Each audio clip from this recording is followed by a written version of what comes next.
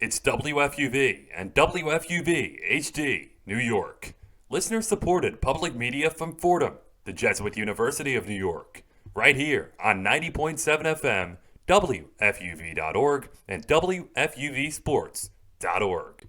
This is One on One, New York's longest running sports call-in show on 90.7 FM, WFUV.org, and WFUVSports.org.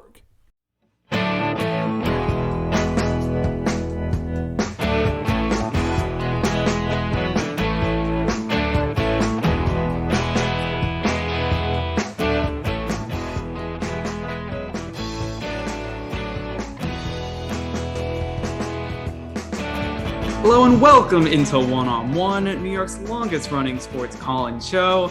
I'm Andrew Gullotta alongside Thomas Quigley. Michael Leegan will also join us a little later with the headlines. We're going to be with you from 11 to 2 a.m. on 90.7 FM, Facebook Live, and also YouTube and Quigs. It's great to be with you to talk all things sports here. Playoff basketball is back in New York, and it's just so exciting. The Mets and Yankees are also both over 500 playing solid ball. And then there's always NFL news to talk about. So how you doing? Well, I'm doing great. Thanks for asking, Andrew. And we got so much to talk about. Two New York teams are in the playoffs for basketball. We got two New York teams that are fighting for first place in their respective divisions in baseball. Mets sit at the top of the NL East. Yankees in that very tough and tightly contested AL East. I'm ready to get down and dirty on this Saturday night. Let's go. Yeah, for sure. And it's such a fun time. You have four really good teams. I mean, this New York sports, I think, is really coming back. There was like a few years where you had nobody good, and now you, besides the Yankees, really, and now, everything's coming back, which is, amazing. And obviously, because NBA playoffs are here, got to talk Knicks and Nets. And I mean, to have two NBA teams here in the Eastern Conference in the top four seeds, that is just a treat for New York. I know all the lights right now is on the Knicks just because they'll have a more contested matchup. And I feel like New York, they always wake up more from the Knicks than the Nets. But it should be really, really fun to get into that, as, just to have the Knicks being good is just, it just pumps life into the city. Yeah, I mean, this is a very New York team from what we've seen so far. Gritty team, in my opinion, one of the scariest defenses in the playoffs, if not the scariest. And they have a lot of hype surrounding them entering this matchup against the Hawks. It's going to be a lot of fun to cover. I know both yourself and myself will be there, hopefully, to see, one of the most exciting playoff matchups that the city's seen in almost 10 years. Oh, it's crazy. Just, yeah. I mean, that's really what it is. Almost 10 years. I mean, I think it's 8 since 2013. And this Knicks team, the one thing that always surprises me with them is they, in the beginning of the year, like, I think as all Knicks fans, I was a little skeptical. They were like 500, heads above water, but like, we'll see what happens. And there was like, you just kept on pushing everything down the line. And then at a certain point, they just got hot and they ran up the 9 straight. And, they were a team that, they're not just, oh, we're going to make the play-in tournament. Oh, we're barely going to make the playoffs. Like, they're a 4 seed. Home field advantage in the Garden first round. I mean, team has a lot to be proud of. I think they're playing with house money, which I think is dangerous when you're playing with, you have nothing to lose. I think it's, is dangerous. And I think this Knicks team is playing like that because even if they lose the series, still an amazing season. The foundation is there, that Thibodeau and, this team is really put down. And again, I think this team, they may be expected to win, which maybe puts a lot of, more added pressure, but I honestly think that, when you're playing with, I think they're young as well, just playing with that attitude, I think it's going to be really good for them. I'm going to be honest. I think this series has a lot more riding on it than maybe you're giving credit for it. This Knicks team has way too much hype over it. They're a 4 seed. They're the favorite, just by seeding. Yeah. They, in my opinion, need to win this series for this season to really be a step in the right direction. Obviously, no one saw them at this stage. No one saw them in the playoffs, much less, a 4 seed with home court advantage. But with the way that everybody's been talking about these Knicks, it would be a huge disappointment for them to go into the playoffs and just first round exit. So I think there's a lot more riding on it. And if they're able to win this first series, that does a lot for them when it comes to recruiting in the offseason. If they're one of those top 8 teams in the league, they're a destination for any free agent that might be looking to join an up and coming team. And I think a series win here would just tremendously help that recruiting effort for New York. Yeah, I mean, it definitely would. I mean, like, to me, it's just like, I don't know, knowing where the Knicks have came from, it's like, this is that they're even playing meaningful games. And I know maybe that, team players in the offseason, like the recruiting, that's just something we're definitely going to have to get into it more, because it's going to be, I think, really fun. Because look, I think just being in New York, the expectations are there once you're good.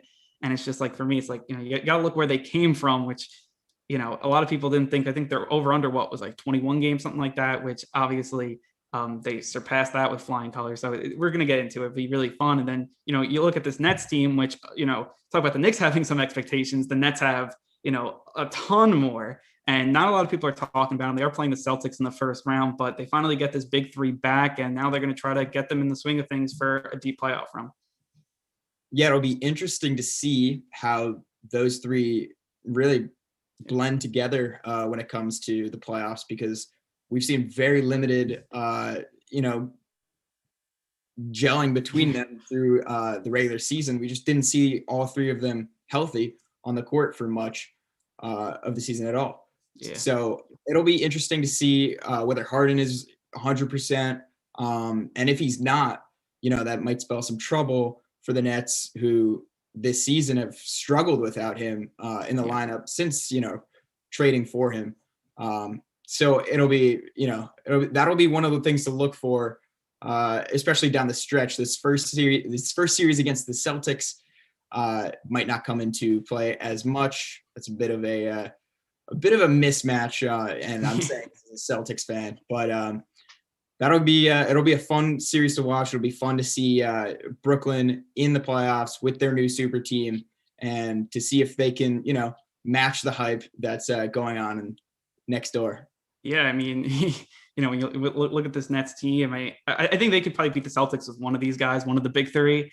So I don't think it really comes in this series, but you want to get those guys back because they're going to need them. We all know that. And I feel like this whole season has been predicated on when we get the big 3 back, we're going to go to the finals. When. Now the time is here. So it'll be interesting to see how it all comes through. I have faith in them because those 3 guys, they played with other stars before. It's not like their first rodeo. And I mean, just so much talent, and also the depth too. I mean, just so much talent there. And then after, we're going to take a break, but then we're going to be joined by Knicks radio voice, Ed Cohen. And that was an amazing conversation going back to this Knicks team. I mean, just look, he obviously has an amazing, point of view of, what the Knicks are doing, obviously seeing them every game. And, it was definitely a pleasure to sit down with him. Then Michael Leegan will join us with the headlines, some baseball headlines with the Mets. I mean, they're putting it together with Band-Aids right now, but some help should be returning soon. Jacob deGrom, he's rehabbing. Noah Syndergaard's rehabbing. Seth Lugo is on the return as well. And the Mets definitely need those pieces. Yeah, the Mets are going through it right now, but, they're in a very weak NL East so far this season. So it's kind of a good spot for them to be having their early struggles with injury. And, when these players come back with Syndergaard on the rise, it's a scary New York Mets team with Syndergaard and deGrom, hopefully in the rotation. So it'll be exciting to see those guys come back. Yeah, that rotation, if they get, everybody back with Carrasco and they're all come back healthy, that's obviously what you need. But I mean, that team it's scary. I've been saying it for a while. That rotation alone, that's scary to enter a 5-game, 7-game series within the postseason. And, now it's just, you got to get those guys back. And until they do, right now they're keeping their head above water. Then we'll also talk about the Corey Kluber no-hitter from Wednesday night, I believe. And I mean, I think that's the 7th no-hitter this year. So obviously a ton of no-hitters early on, but it's a great story for him. I think that's one thing that you have to talk about. Obviously not pitching a lot over the last 2 years, and he's been outstanding for the Yankees, this season. He's going to be a key if they're going to go on a run to the championship or far deep playoff run. He's going to be a huge key to that. Yeah, I mean, we might even get into whether no-hitters are even that special anymore because they happen so often. But yeah, definitely a great year to be a pitcher in the MLB. Yeah, no, for sure. And then after that, we'll just talk about Mets Yankees, some division talk as well as, nearing Memorial Day. And, this is when everything I feel like starts to get going. It's not just the early season anymore. Now it's, entering that middle part, those, the summer hot days, the dog days they call them. And, it's definitely going to be, fun talking, about these two teams. I think they both have a ton of potential. And then after that, we'll be joined by Pete Harnisch, Fordham baseball great, former MLB All-Star. And you just talked about, if there's going to be too much no-hitters and that stuff. And he had a lot to say about that, about his career. I thought it was a fascinating interview when we sat down with Pete. Yeah, Pete was a great guy. He really went off on the whole pitcher-hitter dynamic, but we'll save that for later. It was a great interview, and I had a lot of fun. Yeah, for sure. And then, in the final hour, we're going to get into some football news. There's always football news. And, at this time, it's after the draft, before training camp, and there's always something that comes up. And this year, it seems like it's going to be the Julio Jones saga with that potential trade. He's rumored on the trading block, according to a ton of sources. And now it's not only that he's being traded, it's like who he's going to be traded to. I heard that he may want to play with like Cam Newton, DeAndre Hopkins may be willing to restructure his contract. And it's like, all these fascinating places about the prospects of where, one of the best receivers in the league can go. Yeah, Julio has shown that he's a fantastic receiver in Atlanta. But at this point, you got to wonder, why are you still in Atlanta, Julio? You got to, you want your career to go anywhere. If you want to get that ring, might have to leave.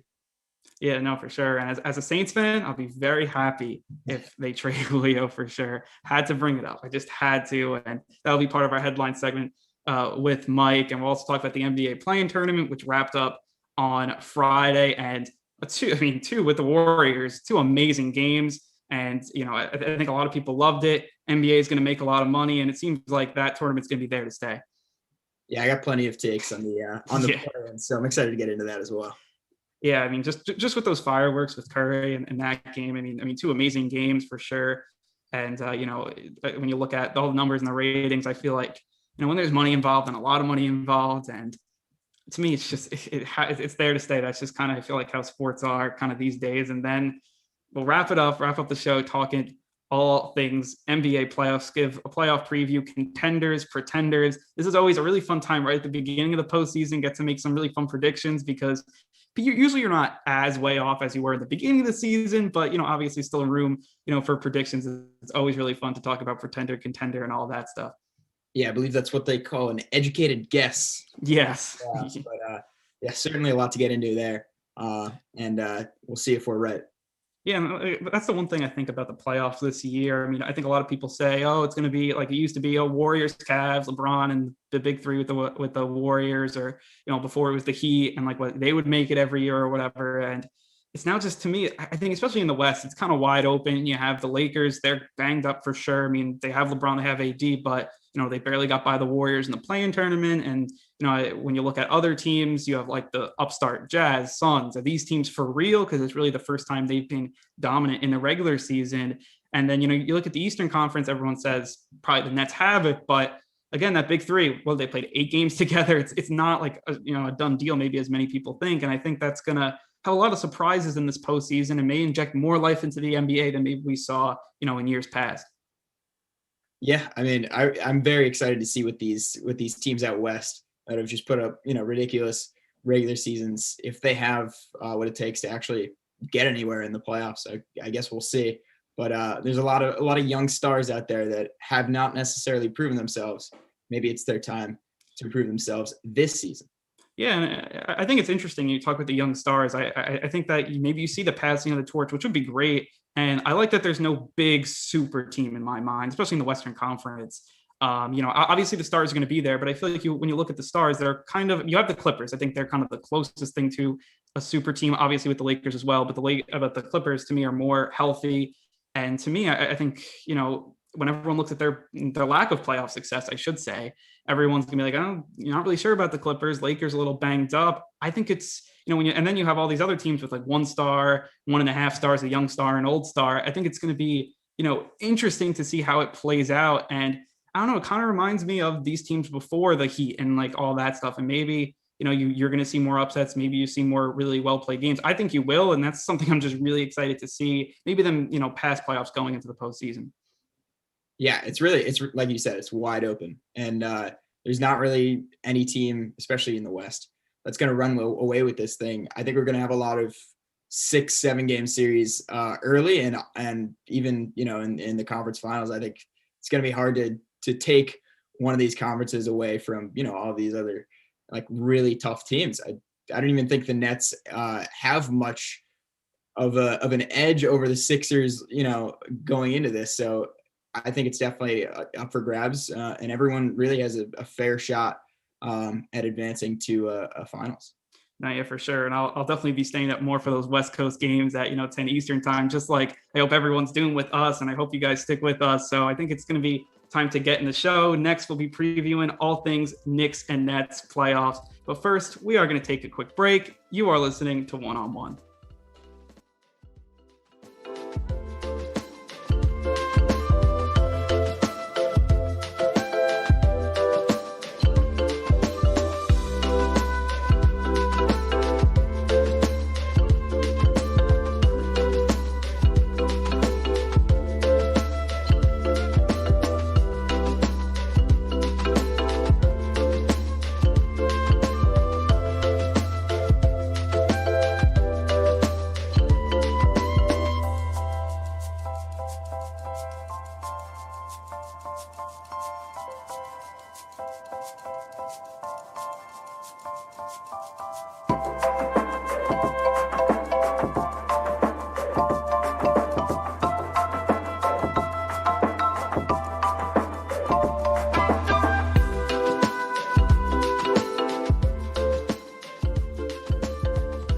Be sure to follow WFUV Sports on all of our social media platforms. At WFUV Sports on Twitter, at WFUV_sports on Instagram, and WFUV Sports on Facebook and YouTube. WFUV Sports, home to New York's longest-running sports call-in show and the flagship station of Fordham Athletics.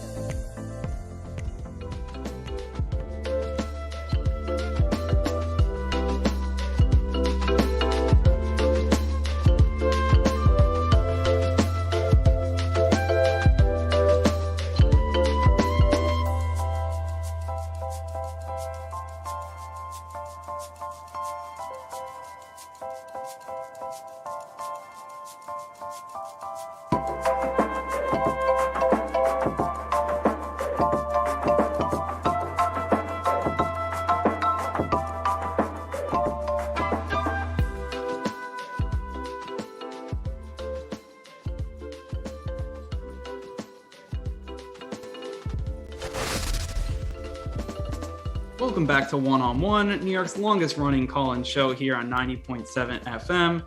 I'm Andrew Gullotta alongside Thomas Quigley, and let's just get into this Knicks Nets. Start off with the Knicks. I know that a lot of excitement is around this team, and they definitely deservedly so.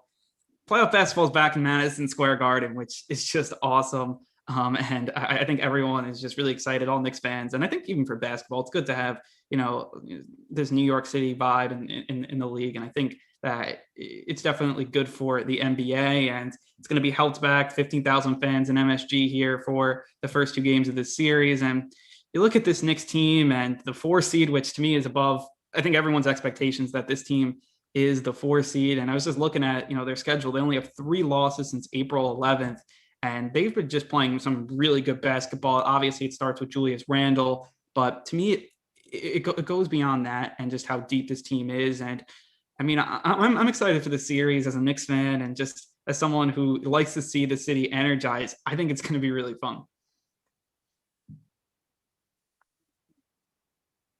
I think that Sunday night has the potential to be one of the most electric sporting events in the past 5 years, at least. I mean, you have 15,000 fans returning to Madison Square Garden, world's most famous arena, for a playoff game for the New York Knicks. This is not something that comes around very often, as all Knicks fans know around here. So it's going to be a whole lot of fun. It's going to be a very tightly contested series, in my opinion, against the Hawks. The Hawks are a dynamic offense led by Trae Young, who's one of the, blossoming stars in this league, soon to be in what I think will be a superstar.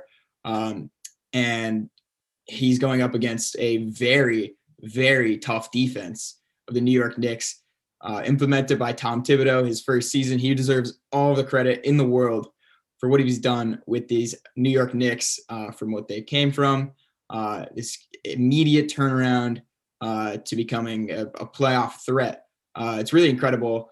I'm very excited to see that matchup play out on the court, especially in front of 15,000 New York rabid fans. I mean, yeah, you put it in the best way. And I think also this series, and we're going to talk about it, but I think coming into as the season kind of winded down, the big thing always was they'll make it to the first round. They'll be like a 7 seed. They'll be like a 6 seed. And then they'll just lose in the first round to a Sixers, a Bucks, a Nets. And then that'll be that. And then just as the season was shaking out, Knicks are winning a lot of games. It was seems like they're going to be playing the Hawks or the Heat, or whoever it was going to be. And that's a winnable series. And it wasn't just make it to the playoffs. Now let's go out and win a series. And that's something, as as the season progressed, I thought was, exciting, interesting. I think it's a great storyline as this team's, the expectations kept on getting higher and higher. And I know this Hawks team, they're a solid team, and this is going to definitely be a battle, but it's a winnable series for the Knicks. And it's one that I feel like this Knicks season, a lot of things fell their way, but it wasn't just the team, wasn't just how players progressed.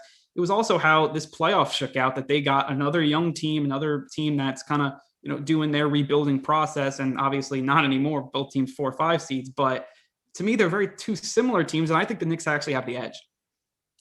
Yeah, I'm going to take the Knicks in 7 because I think this is going to be, a very, very tight series. But like you were saying about the expectations, it's very clear that this Knicks roster, just the entire season, never cared about any expectations that the media, that the fans, anyone outside of, their locker room had for them. And it's very clear that the second that Thibodeau walked in the door, he had specific expectations for a playoff team, a very competitive playoff team. And that, matriculated down to his roster, and they are showing through their play. I mean, they're just a very hard-nosed, gritty team. I can't stress that enough. They're a very physical team. And, they are not really scared of these other teams. They're certainly not scared of a young Atlanta Hawks team, but even, if they are able to win this series, which I think they will, I think they, have a decent chance of making a strong stand against what, might be the 76ers if they win their first matchup. But I'm just really excited to see, Julius Randle. I think that the Knicks have the edge in this series because of him. He's the best player on the court. Trae Young's obviously, he's a great player, but Julius Randle's having his best season, a near MVP season. And I don't think that you could necessarily argue he isn't the best player out there. So I think that's going to just be one of the determining factors of this series, especially in, something that goes 7 games. You need stars. And with that home court advantage, Game 7 at MSG, how can you pick anybody other than the Knicks to win that one? Yeah, I mean, I think the Knicks win this series as well. It's kind of I think they're going to win in 6. And I know it's they may go to 7 just because I agree with you. The Knicks on the road, I think that it's a different team. I think they're definitely, I think like most teams, worse on the road. But I think they win in 6. I think this Knicks team, I think they're coming in really hot. I think that matters. And as you said, Julius Randle, I mean, also he goes off against the Hawks. He's always had their number. And, you're going to need a closer like that. And he's really become that. And, give him all the credit in the world. You give it to Tibbs, but you also give it to Julius Randle, who worked throughout the whole, pandemic, that shutdown. He was like, I'm just going to work on my game. And hey, it worked a ton for him. And, he kind of changed himself from someone that Knicks fans and really fans all around were like, oh, we're not sure about him, to, he's our guy, he's our star. And for him to do that in one season, it's remarkable. And he's going to be the guy leading them in there. And then you look at the depth. I think the Knicks have some really good depth. Looking at, I think they have 7 players who score 10 or more. That's great to have. They have a great rotation as well. I like that Rose comes off the bench. I think he gives them a lot of energy. That's really, really fun to watch. And I mean, I don't know. I feel like this Knicks team, they kind of hit their groove. They hit how they want to play. They found an identity, and that's going to be a tough out to anyone. And as you said, like if they played the Sixers, I think they play them really competitively. And that's another thing. The Knicks give their best, and they're going to give you your best every night. And that's something that I think you have to talk about, even in the postseason, where obviously every team's giving their best. But, if you give the Knicks their biggest punch, they're going to punch back. And I think that's something, a testament to, Tibbs and this team and the culture that they built in only 1 year, because usually the Knicks were, a team that was a 20-win team or whatever, and they would go on huge losing streaks, wouldn't fight back. This team's just 100% different. Yeah, there was one game early in the season, maybe it was about midway through the season. The Knicks were playing at Brooklyn, and they were down, I think, 6 points. I'm not going to get these numbers, but they were down a large amount of points, more than 5, with about 50 seconds left on the clock. And they were able to make that game, tight until the end. I think it was eventually probably a 3 or 4. A 3-point game. Yeah, I remember it. Yeah. But at one point, the Nets had no time. There was no time in that 50 seconds of gameplay that they were not, sweating their heads off, because that Knicks team is just, they don't give up.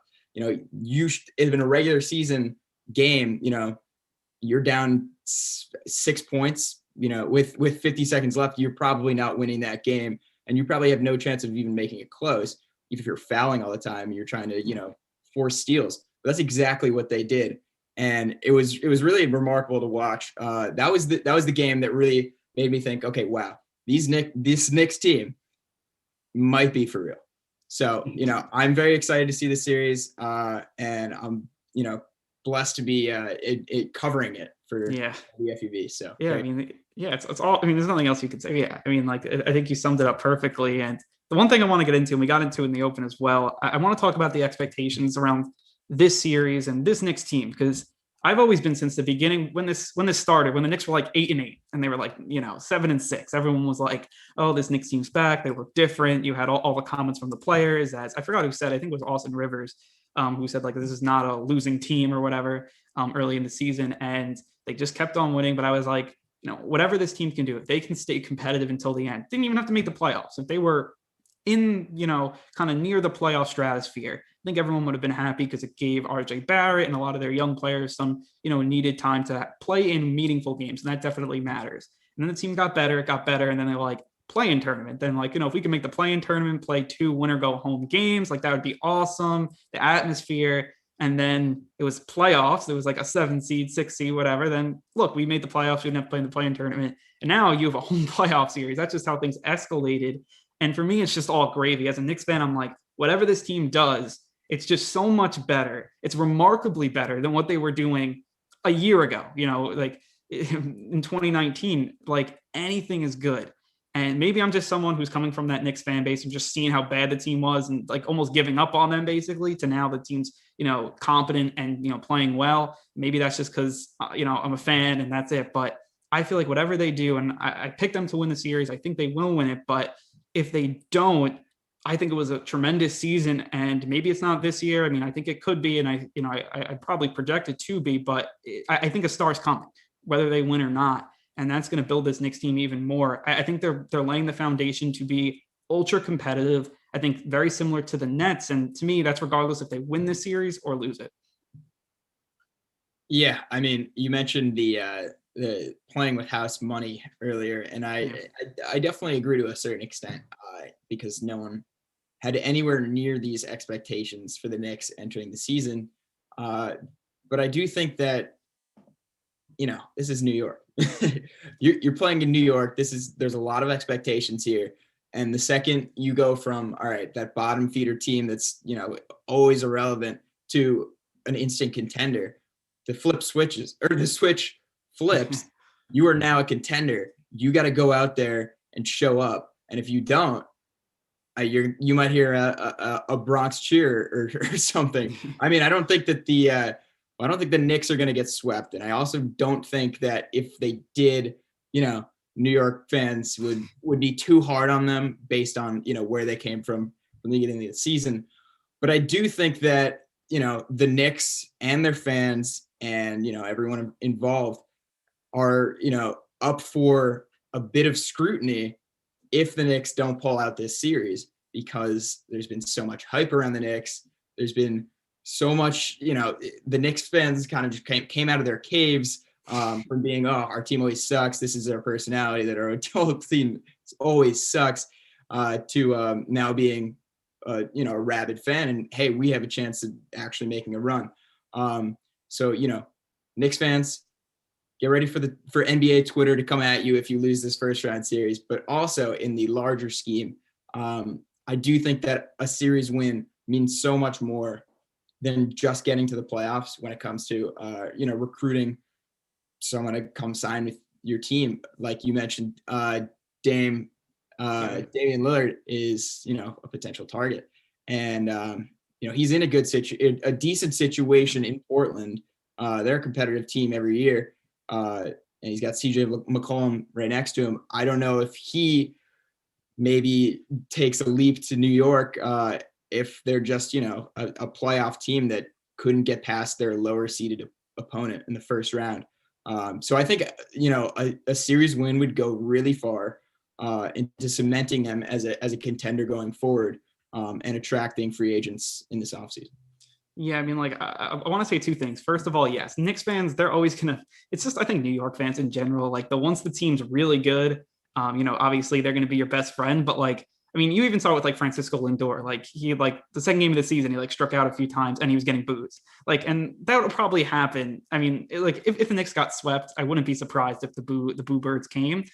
I don't think in the grand scheme of the league, I think that you just look at the Nets. They didn't win a playoff series. I don't think they did, at least before they got KD, Kyrie, and Harden.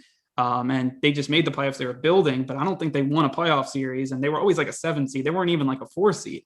And that's something that I think playing in New York matters. And you talk about Dame, or maybe it's Bradley Beal, whoever it may be. If they come to New York and they win a title, that allure must be insane. Because if you come to the Knicks, who haven't won a title since the 70s, and or 1970 really, and if you can win it 50 years, that's going to put you in lore forever. It's more than you talk about what LeBron did with the Cavs. If you can do it with the Knicks, it's a much bigger city and kind of a not the same situation, but very, very similar.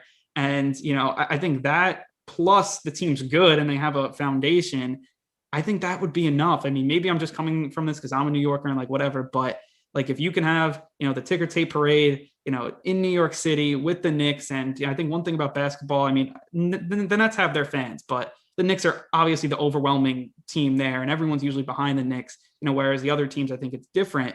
But that allure, I think, will be enough to attract players. Maybe it's not this year, maybe it's next year, but as much as a player, obviously you want a playoff series win, it would add to it for sure. But I don't think that a star would be maybe they're not ready because they don't beat the Hawks. Now, maybe the Hawks not being a Nets, they're not playing the Nets, the Knicks, they're not playing, even a team like the Heat. The Hawks definitely, I mean, look, they're a 5 seed, they're solid, but I don't think they're a world beaters by any means. So again, maybe if the Knicks didn't play, let's say they got swept or something, maybe it would be different, but I don't know. I just don't foresee that happening really. To your point, I will mention the story of Mark Messier. Spends, much of his career in Edmonton with the Oilers, wins 5 Stanley Cups there.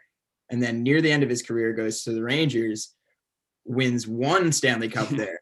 And he is just cemented in the rafters as he is a New York Ranger more than he is an Edmonton Oiler somehow, even though he won 5 titles there and only 1 in New York. But that is what the New York fandom, the New York championship legacy will do to especially you. When a team doesn't have them, when a Knicks team, it's not like the Yankees, it's the Knicks. And at that point it was the Rangers, same type of situation. So yeah, I see where you're going with that. Yes. That is definitely a strong allure. Yeah, for sure. And and I just I think this Knicks team, it'll be interesting. I think it will be. I think the team for the future, as they're kind of in the Nets' footsteps. I mean, that's to see it. And when you look across town and you see what they're doing, you're like, oh wow, this Knicks team could be really good. They have the potential. Now they got to put it all together, and that's the hardest part. And I want to move over to the Nets because they're putting it all together, as that may be the hardest part. And they start this run towards a title here. And, when they got James Harden back, at the beginning of the season, everyone kind of pinpointed this run here in May, getting ready for this championship run. And it starts with the Celtics for them, who won their play-in tourney game. And the Nets, their full big three is back. Is it fully healthy? We'll see. It's going to be interesting. I mean, look at the Celtics. They won't be fully healthy without Jaylen Brown, obviously. I think the Nets, I don't think the question's about this series. I think they should win this series in 4 or 5. To me, it's kind of, where does this team go for there? How do they win? Are they winning because of their big three is playing amazing and they're blowing the Celtics out? Or is it really close? They're leaning on their depth, which the Nets have a ton of depth as well. I think that's going to be the more interesting thing about this Nets series. Yeah, I agree. I mean, I have the Nets winning in 6, and that's probably, severely affected by my Celtics fandom. But for series beyond these, they better hope that James Harden is good to go, because without him, they're playing about 500 basketball since they got him in the trade. I think he's the best player on the team. I think he's better than KD just because of the way he can facilitate, or the way that he's shown us this year that he could facilitate. Who knew? He's a triple-double threat every night, and he brings so much more to this team than we could have imagined before he joined. So that'll be something that is very interesting to see in this first series, whether they play him to like his maximum minutes, whether they use him 100% in this series, whether they, kind of try to save him for the later playoff series. But at the same time, I think that the Celtics team won't go down too easily. Jason Tatum, went off in the playing game, 50 points. And he's shown that he can do that throughout this season. He had 3 50-point games this season, which is a very impressive feat, especially for someone in his youth. But I think that, with Tatum, I think Kemba will wake up for at least one of the games. He's kind of been absent since before the bubble. But it's hard to see that the Celtics team will just completely lay down. They've already lost 3 to the Nets this season. They're due for a win, even if it means nothing, even if it's a game 4, just avoid the sweep win. But I'll give them the benefit of the doubt. And I'm going to take them, the Nets, that is. I'll take the Nets in 6 over Boston. Hopefully it's not a sweep. Yeah, I mean, I think it probably will be. It's to me, like, it's hard to sweep, even because, like, you have a guy like Tatum, he may go off for a game, and, like, I mean, if the Nets like load manage in the playoffs, that would be a sight to see. I mean, I don't know how you do it. I mean, I know they're probably that good, and they probably could, because it's not just the big 3. I think they have, a fair amount of depth too, obviously with those 3 guys. And I mean, if they're still load managing in the playoffs, they may. I mean, I wouldn't be surprised, just because a bit of a slap in the face, but exactly. And also, like, it's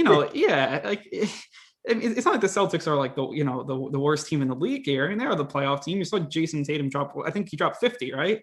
In that playing game. So, like, I don't know. I hope they don't, because that would be something. I mean, and like you talk about James Harden, I was so surprised the way James Harden played. And, you got to give him a ton of credit for kind of switching maybe how he plays a bit.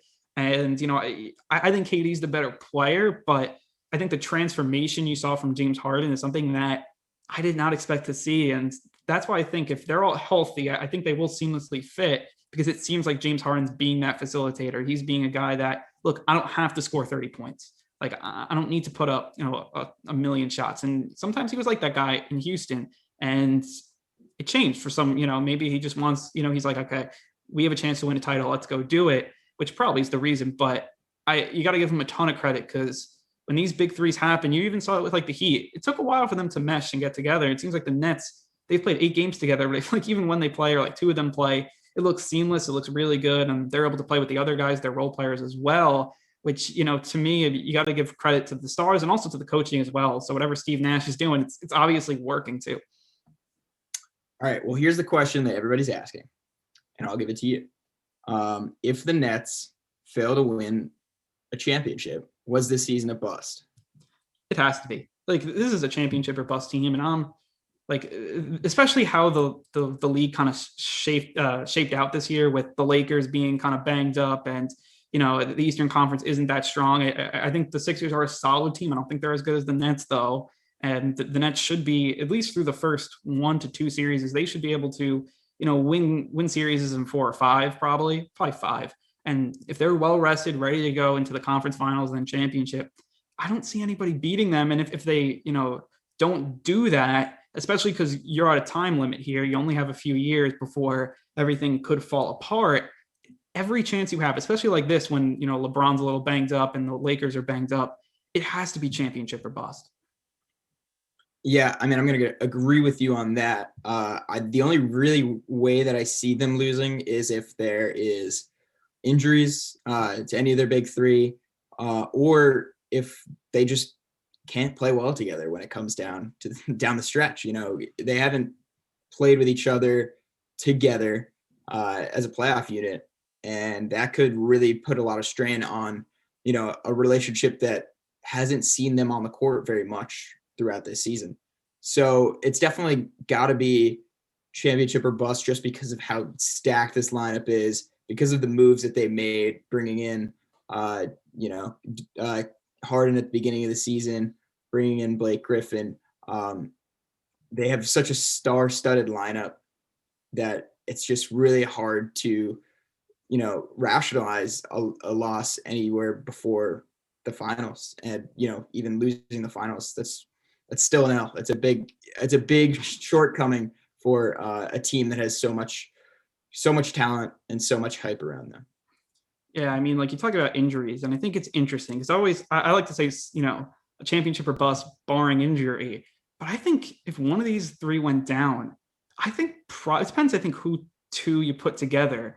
But I think probably 2 out of those 3 stars could probably still win a championship if everything falls their way, which is just crazy to think about considering they have all 3. But if they had like a KD Harden, I mean, you're putting that up with a LeBron AD, or, with the Clippers, with Kawhi and Paul George, and what the Sixers are doing, like they could probably at least get there, I think, with 2 of those guys, which, that's why I don't even think you can pull the injury argument unless they like all get hurt or something, or like 2 out of them get hurt, which probably won't happen. I really hope it doesn't, because they did all those load management stuff for them still to get hurt, which I think would show a lot about if that theory is right. I think this is kind of a test case for the NBA.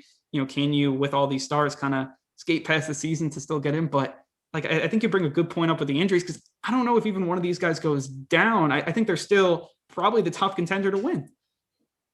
Yeah, I mean, there's so much talent on that roster. It's hard to fathom, especially, going into this season, it was going to be, okay, well, we got Kyrie and KD on the same team. They have a very deep bench behind them.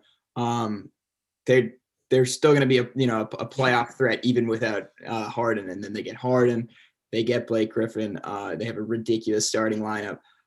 It's just really hard to even like consider that they might lose before the finals and even in the finals. So even if one of them goes down, if any of them is expendable, and none of them are, but it would probably be Kyrie. So, if it's KD and Harden in the finals, yeah, they have a very good chance of winning that. So it's definitely, a huge bust if they don't come away with a ring. Yeah, for sure. And step 1 is going to be against the Celtics. So that'll be, very interesting to see how this test case starts, and it starts here against the Celtics. But we're going to pause our NBA talk, just for a short minute, and then we'll come back. Tom and I will sit down with Knicks play-by-play voice on the radio, Ed Cohen, to talk all things Knicks before their series. But first, we are going to take a quick break. You are listening to One on One on 90.7 FM.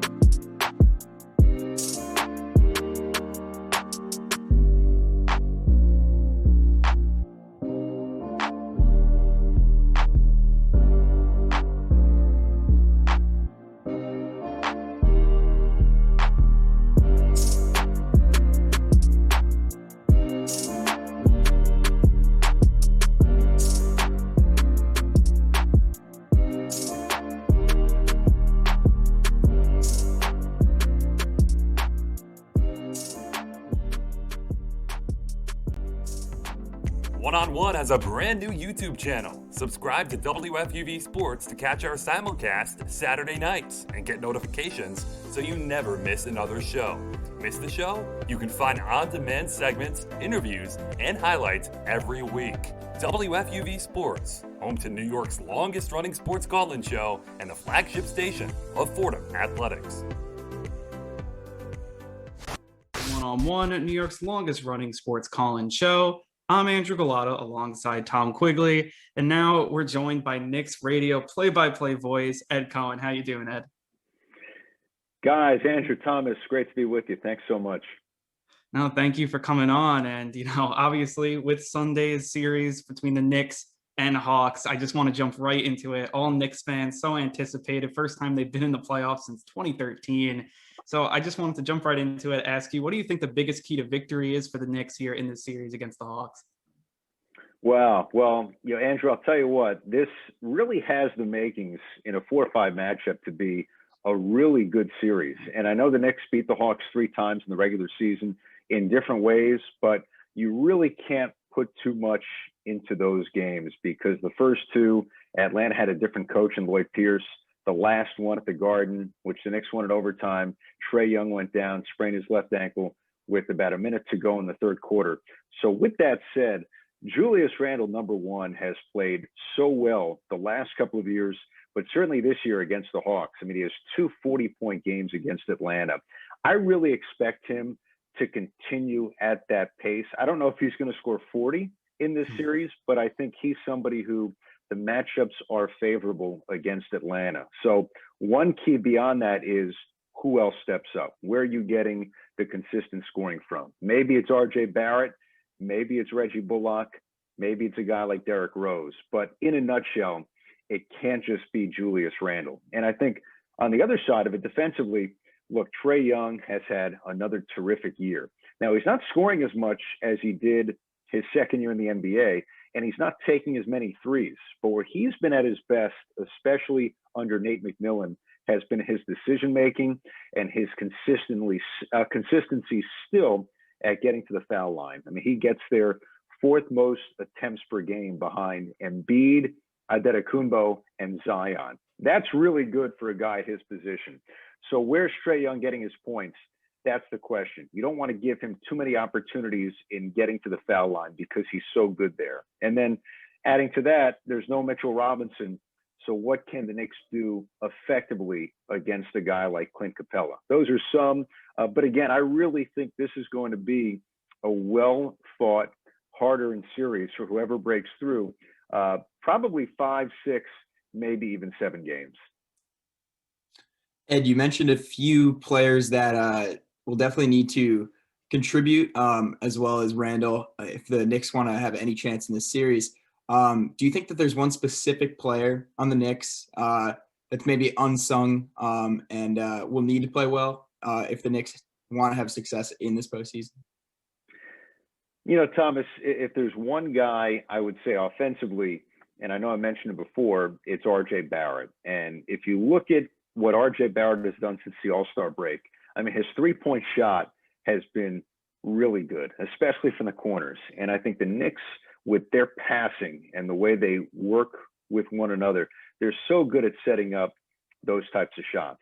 His shooting really isn't a concern. I think it's more the consistency, especially early in games. He's had some tough first halves. And I think if they could get something from him early in the series and early in games, that's going to be paramount because you want to keep the pressure on Atlanta. And they've got a good rim protector in Clint Capella. And they have other guys with really good length on the defensive end. If R.J. Barrett can get to the rim with some consistency and finish, and that's something he gets to the rim a lot of times with ease, but can he finish more consistently? If he does that, I think it's a whole different series for the Knicks.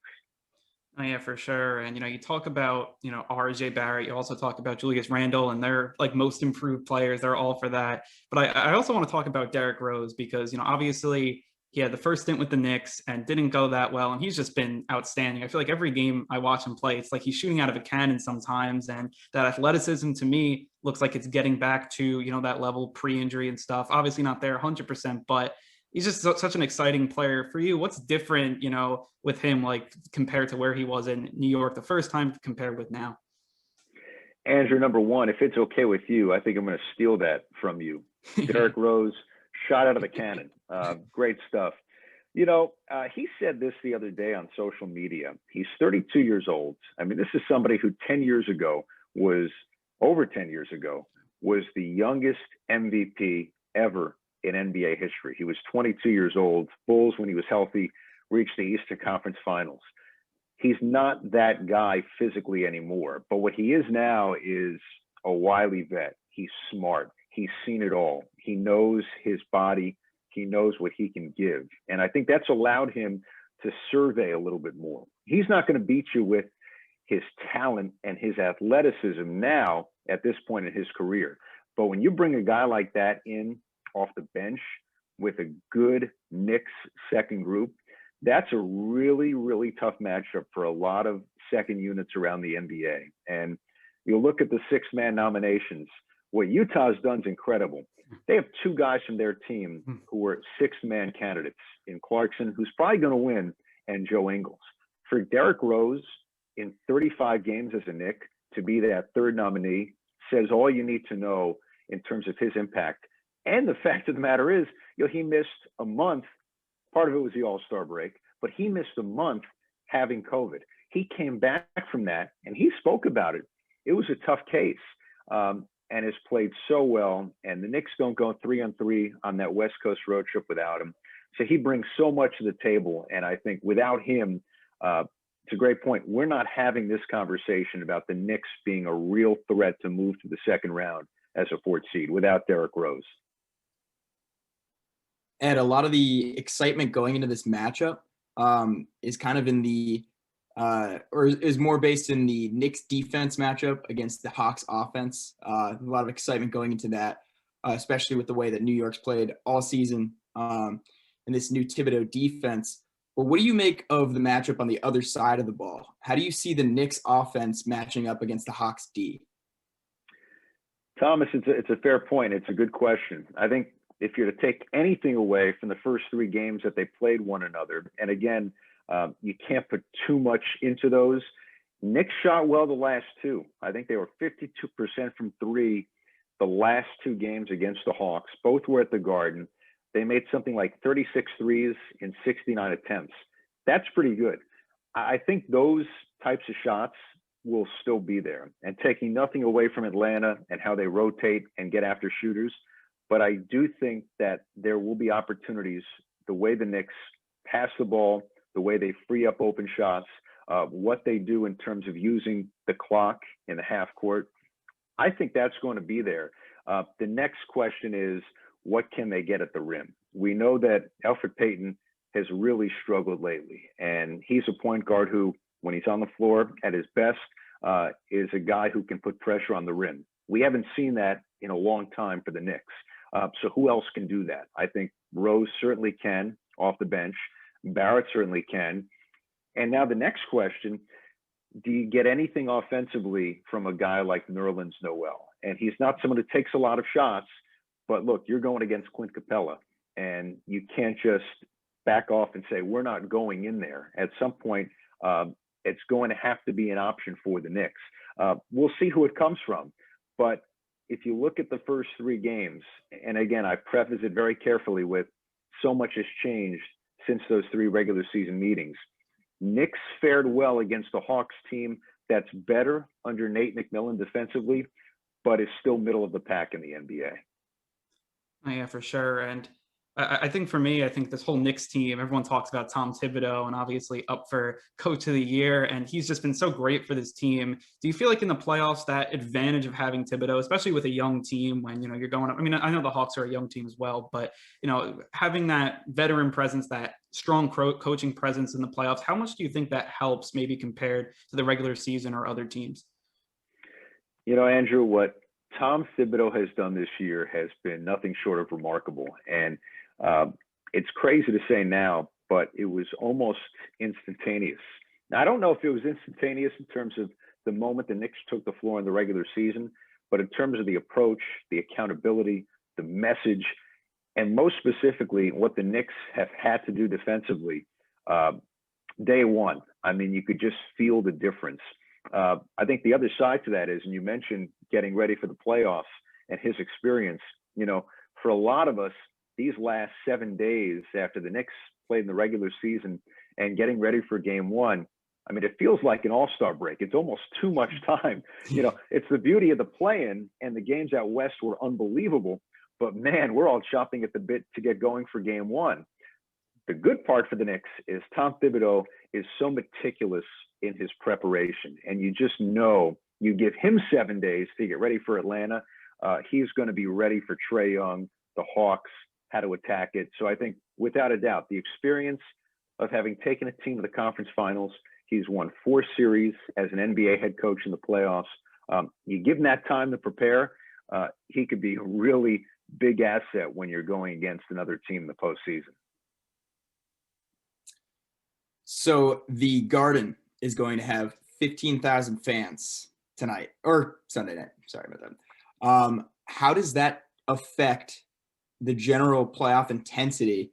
And do you think that the Knicks will have a better chance of winning this series because they have that home crowd advantage? Thomas, it's a great point. The Knicks didn't have fans until February 23rd, and then they had them the last 22 games of the year. And the difference in having no fans to 1,900 was a major jump. I think going on the road, some teams had consistently 3,000, 5,000. The one place where the fans really made a difference this year, I think, was in Phoenix a couple of weeks ago. They had 8,000 fans. Suns made a run, finished the game, I think 47-17. I think the fans really had a big part in that. So you go from 1,900 at the Garden to 15,000. I mean, it's going to be a jolt. And let's be honest, nobody in the NBA has been used to this for over a year. This is going to be the largest crowd in an NBA game this season, which is remarkable to say. It's also so refreshing to say because it means, in terms of the pandemic, we're all near the finish line. So that's just wonderful news to anybody's ears. But it's going to be wild. I mean, the fans have been waiting, not just for the Knicks to be back in the playoffs, but to get back in the building. Home teams historically didn't do, or within history, didn't really do very well this year. The home records were, in terms of percentage, as low as it's been in years in the NBA. This is going to be a home court advantage. It's going to be unbelievable. We'll see if the roof is still on the Garden after game one. Before we let you go, Ed, I want to ask one more question about Mike Breen, obviously a Fordham alum. And I heard you were at his Hall of Fame induction ceremony last week. For you, what was that experience to see Mike get that award? And were there any moments, with your time with him that really stick out and, that you really think, oh, like that was a great Mike Breen moment? Guys, I mean, you guys are students right now at Fordham University and are part of WFUV. And I can only imagine what it's like to think about the people who've come before you and to watch on a regular basis. And I'm sure Mike has at some point interacted with you guys because he gives so much back to Fordham. He is the absolute best. And selfishly, one of the best parts of my job is working side by side with him, seeing him at the arena with his preparation, how he treats people, what his family means to him. He advocates for so many, and yet this is the voice of the NBA. And he would never tell you that because he would say we're all part of it. But he has called more finals than anybody in history on ABC and ESPN. And he can make you feel like you're the most special person in the world when he speaks to you. He's an amazing man. And when we went up there to Connecticut, it was just such a joy to be part of his celebration because it was just such a great time for him and his family. In terms of a special moment I've had with him, it's so hard to pick one, but I can tell you that, again, I'm spoiled because I get to be around the best who does it now and one of the best who's ever done it on a regular basis. And the amount you'll learn about basketball broadcasting in life, it never gets old. We're just we're so happy for him. And I'll tell you what, there was a contingent from Fordham who made the trip as well to Mohegan Sun last week. So Coach Gately, Coach Neptune, Eddie Cole, it was great for Fordham to support Mike as well in just the honor of a lifetime, getting into the Hall of Fame. That's awesome. The radio voice of the New York Knicks, Ed Cohen. Thank you for joining us, Ed. Andrew, Thomas, thanks, guys. Enjoy the playoffs. We'll be right back on One, New York's longest running sports call-in show.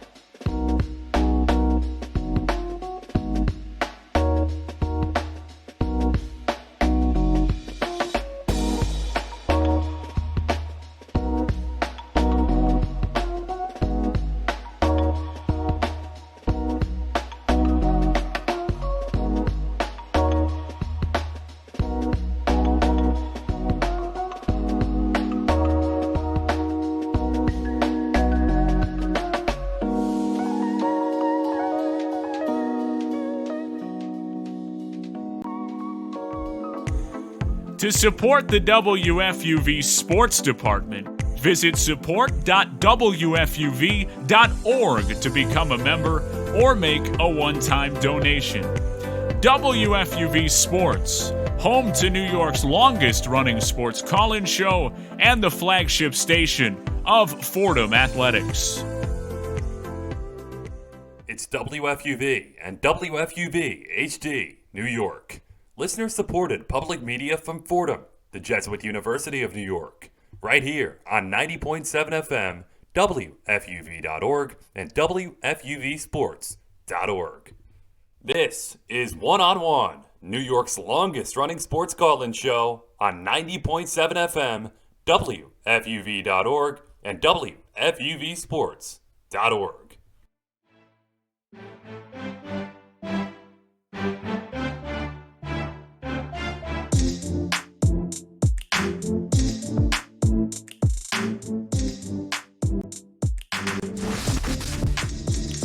Welcome back to One-on-One, New York's longest-running sports call-in show. I am Michael Leegan, and I got you covered with the latest headlines. So let's start off with the Mets, who have been ravaged by injuries as of late. 15 players from their Major League roster are currently in the IL. However, reinforcements, albeit slowly, do appear to be on the way.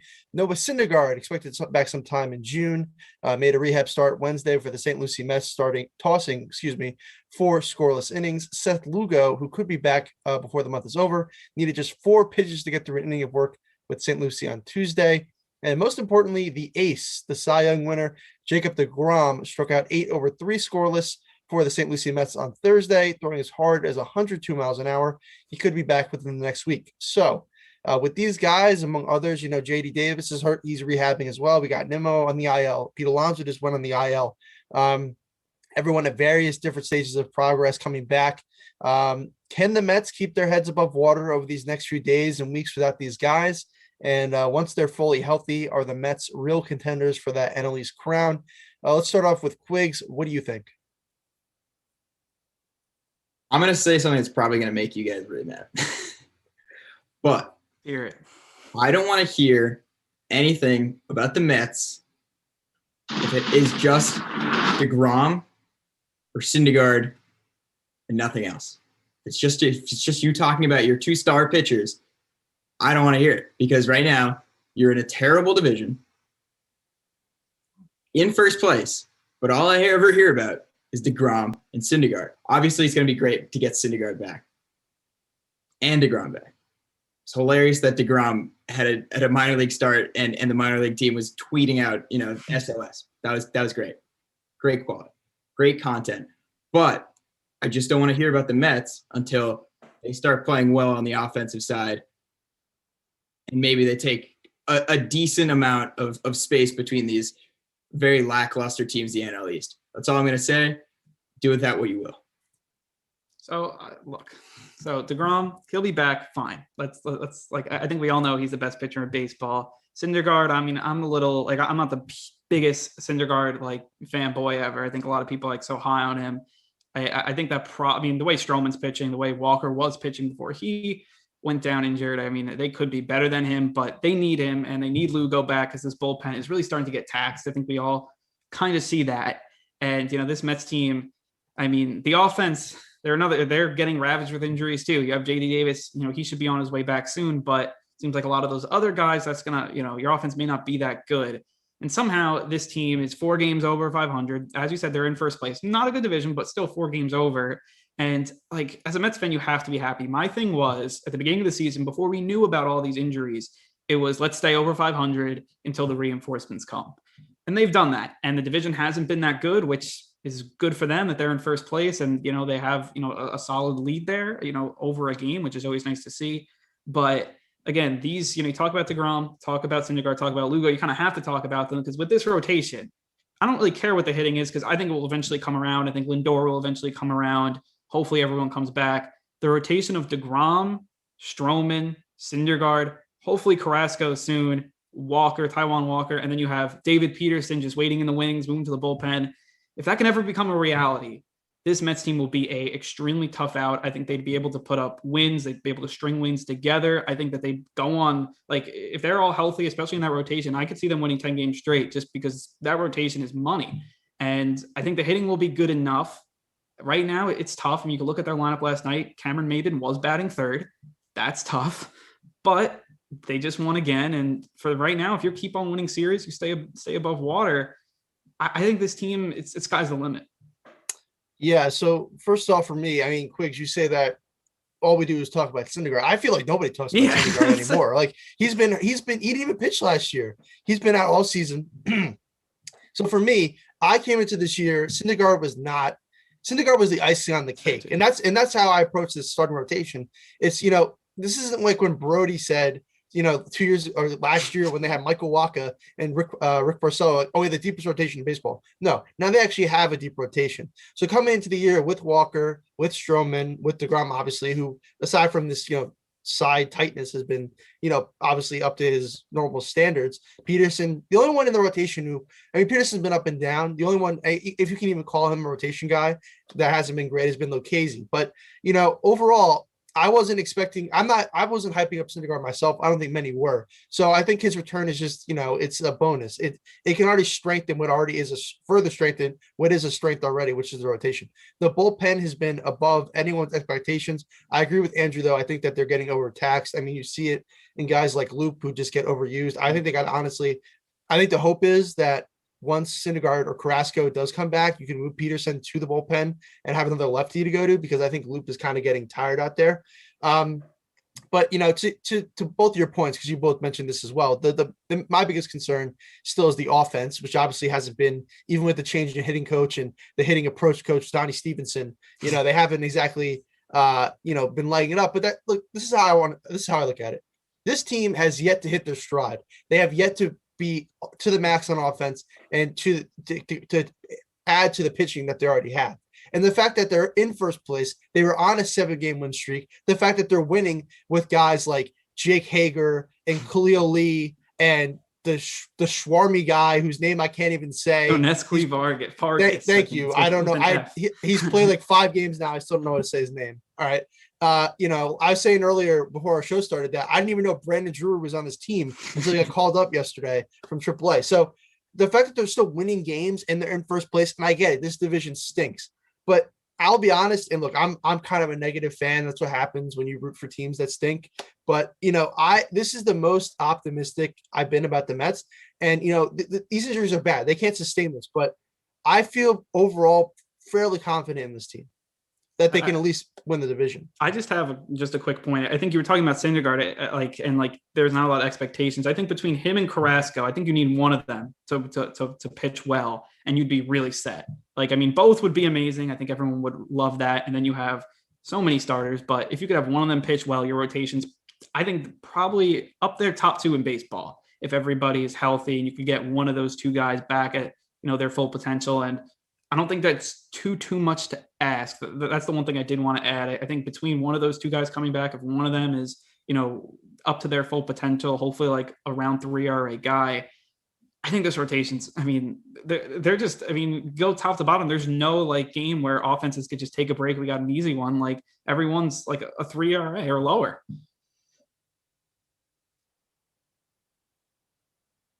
Yeah, I mean, Quiggs, did you have anything else you want to add, or you're okay? All right. Yeah, I guess one last thought for me. It's just, I think that Andrew, I don't even think that you need Syndergaard to come or Carrasco to come back and pitch at an elite level. I think they both pitch okay if they can both pitch. I mean, I expect them to pitch better than a 4 ERA, but I honestly, I think they have 3 elite pitchers already who are all like top. Each 3 of them are top 15 in ERA that you mentioned already, Andrew. So I wouldn't, even if Carrasco and Syndergaard come back and they're not like Cy Young contenders, it's still a bonus. But let's move on.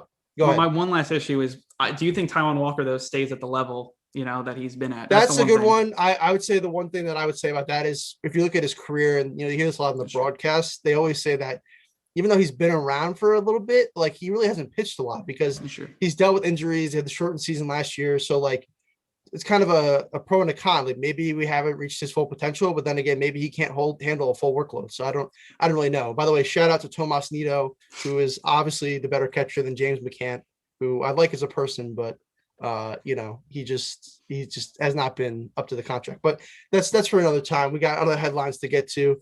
So moving on to our next one here, Corey Kluber threw the 12th no-hitter in Yankees history, the first since David Cohn's perfect game in 1999, this past Wednesday.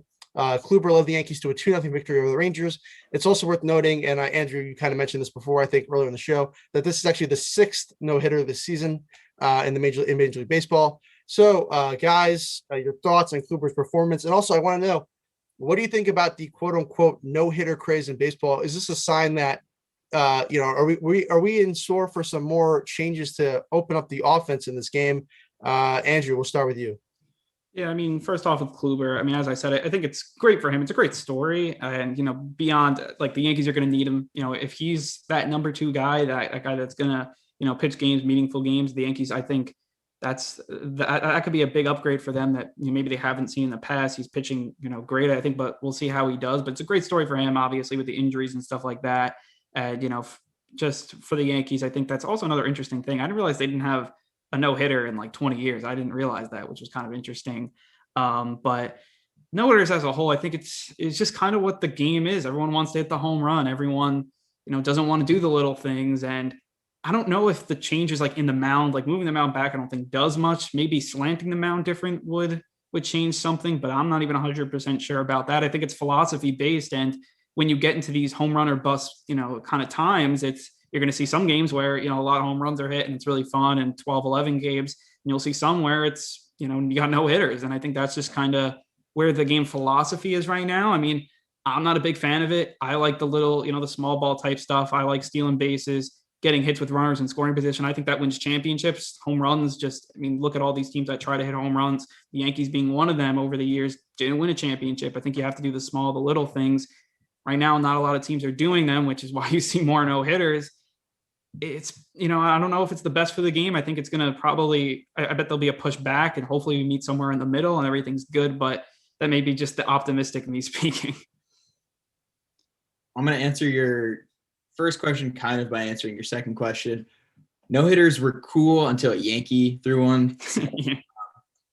But other than that, no, in all seriousness, I think that this no-hitter craze is somewhere between a symptom of batters kind of going with the 3 true outcome philosophy, and a function of they're just packed right now. That seems to be a thing that happens with no-hitters in perfect games. They're bunches. They just show up in bunches. 2012 there was 3 perfect games. Like 2010 there was, I think, 2 perfect games and a bunch of other no-hitters. And there hasn't been a perfect game since 2012. So, and like you said before, Corey Kluber went out and threw a no-hitter. It was all the way back to 99 when David Cohn had his perfect game. So it's the first Yankees no-hitter in our lifetimes, which is kind of hard to believe. Yeah. But no, I think that there's definitely a problem in Major League Baseball. And I don't think that a philosophy change on the hitter side is really going to fix that, because right now, the way that the league is structured, contracts reward you for hitting home runs. They don't reward you for getting on base or having a high batting average. So in light of that, I think that maybe potentially moving the mound back 6 inches is something to consider when, there's precedent for it. In 1968, the league basically, just because of Bob Gibson was such a dominant force in the mound, they lowered the mound from 15 inches tall to 10 inches. So it's been done before. And I think batting average was around a similar 230 mark league wide in 1968 when they decided to make that change. Obviously, the game is so much different from what it was 53 years ago. But at the same time, some drastic rules sometimes are necessary in order to keep that hitter pitcher dynamic somewhere equitable or equitable. Obviously it's never going to be even, because that would be favoring batters way too much. But it also, you can't get people in the stands. You can't get people watching if they're only watching to see, a Mike Trout or someone who's way above the league average bat every hour. You're not going to get people to stay and watch a guy hitting 230 just swing and miss at a 102 mile an hour fastball from a guy that you've never even heard of. That 100 mile an hour pitches used to be a big thing. And now they're kind of a dime a dozen in this league. So I wouldn't rule out the drastic measures of moving the mound back. And I think that, maybe people should consider that to be, a real possibility. Yeah, I mean, first off, we know that Major League Baseball is already, first off, going into the season, they were trying to limit offense a little bit by changing the baseball, and now they're kind of having this complete reverse effect where no one can hit. I mean, it's the first month or so of the season. This happens all the time. It takes a while for hitters to get in the groove. Usually warmer weather will help, and it's not abnormal for pitchers to be dominant in April and May and stuff like that. That being said, with this is so extreme though with what's going on with 6 no-hitters in the first month or so of the season, 2 months of the season. I mean, looking back, I don't remember the year specifically. It might've been, 2015, 2014, something like that. There were 7 no-hitters in the season, but that was over the course of the entire year. We're 6 in and it's only been a month or so. So, or 2 months or so, whatever it is. But the simple fact is, it's so I hope that maybe things will change over these next few months, but it's a very worrying thing for me. Now, look, I like pitching. I'm a Mets fan. I love to see dominant pitching. I love to see Jacob deGrom. But that being said, I like to see offense. Now, obviously, like other stuff, there's been talk of outlawing the shift and stuff like that. But I think the lack of offense right now, as demonstrated by the no-hitters, is the fact that pitchers are just so incredibly dominant. This is a pitcher's game. Is moving the mound back the answer? I honestly don't really know. Should they bring back the ball that they were using before the season started? Maybe get a few more home runs in the game. I don't really know if that's the answer either. I know for a team like the Mets, because that's the one I'm following daily, their slugging percentages, their home run numbers are way down. And another thing to think about with pitchers too is that hit by pitch, wild pitches is way up as well. With this increase in speed comes less control, quite honestly. And we saw that with Kevin Pillar. We saw that with Bryce Harper. As we go along here, these pitchers are throwing harder and faster, but they also can't control their pitches. So that's another thing to think about. Are we sacrificing the art of pitching just for throwing per se? Our pitchers, are some of them, yeah, they could throw hard, but are they, pain in the zone, stuff like that. So, it's a really interesting debate to have what to do. But I don't really know where we're going to go. I just don't know if moving the mound, I just think honestly, hitters just got to wake up. I think it's kind of the simplest answer. I mean, the talent, the cream's got to rise to the top and the talent's kind of got to match with that there. But real quickly, before we kind of finish up our headline segment here, the last thing I want to talk about, Tony La Russa. Obviously that was one of the biggest stories in baseball this week. So for those who don't know, in the 9th inning of a game this past Monday in which the White Sox were leading 15-4 over the Twins, Chicago DH Yermin Mercedes swung at a 3-0 pitch and he drilled a home run over the center field fence. Obviously, this is well late in the game. The game was essentially over. And at this point, the homer came off of Williams Astudillo, who we've seen pitch before for the Twins in games that aren't close. He's a position player, obviously put in late to pitch. Essentially, the Twins were giving up in the game. And a surprising move, Tony La Russa actually called out his own player. He called out Mercedes, saying that the decision to swing on the 3-0 pitch so late in the game, up so many runs, was a mistake. And the next day, on Tuesday, La Russa was asked after Minnesota had retaliated and thrown behind Mercedes what he thought, and he didn't have a problem with it. He kind of expected it to happen, and he was like, whatever. He kind of didn't really stand up for his guy. And there's been this whole debate all week long about the unwritten rules of baseball, when it's appropriate to do certain things like showboating or, kind of running up the score, stuff like that. And obviously this has been a conversation in the past year or so with obviously like things like Fernando Tatis and Trevor Bauer and stuff. So, your thoughts on, real quickly, each of you, I guess we'll start with Quiggs just briefly. La Russa's response, not even backing up his own player. It seemed like even the locker room, like Tim Anderson was kind of pushing back on that. Your thought on that, and then your thought on like the unwritten rules of baseball, whether that's even something we should consider. So I'm already going to disagree with you on the fact that this is a debate. This entire week has just been sports media hailing down on Tony La Russa, because this is just an absurd story. He's a walking headline, which is not good for him or his team. But he is a very old manager with a very young team. And with comments like these, like where he doesn't support his player, regardless of what they do, it's not like that his player went out and like committed a crime. He hit a home run. He helped your team like score more runs, and you're mad because he might have hurt the feelings of a first baseman who's on the mound. None of it adds up. It's all insane. It's all insane. And the fact that he is not standing up for a player who's been targeted by the other team with, a fastball thrown behind him, that's just like a violent action against your player. And if you're not standing up for him, then how are you at all like the leader of this team? He can't be. He has his players are kind of calling him out a little bit. With Lance Lynn had something to say, and it's just a really ugly situation. There's no way that he can keep that clubhouse if in May he's already lost them.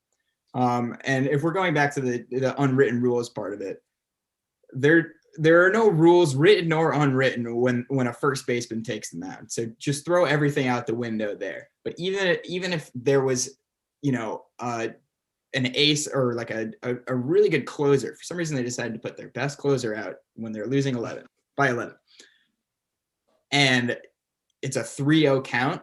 I mean, you're gonna not swing the bat because it's a 3-0 count and you're worried about the other team's feelings. Like that, you're paid to play this game. It's not youth level. It's not high school. I understand that, like, maybe you find coaches who run up the score, but this is the major league.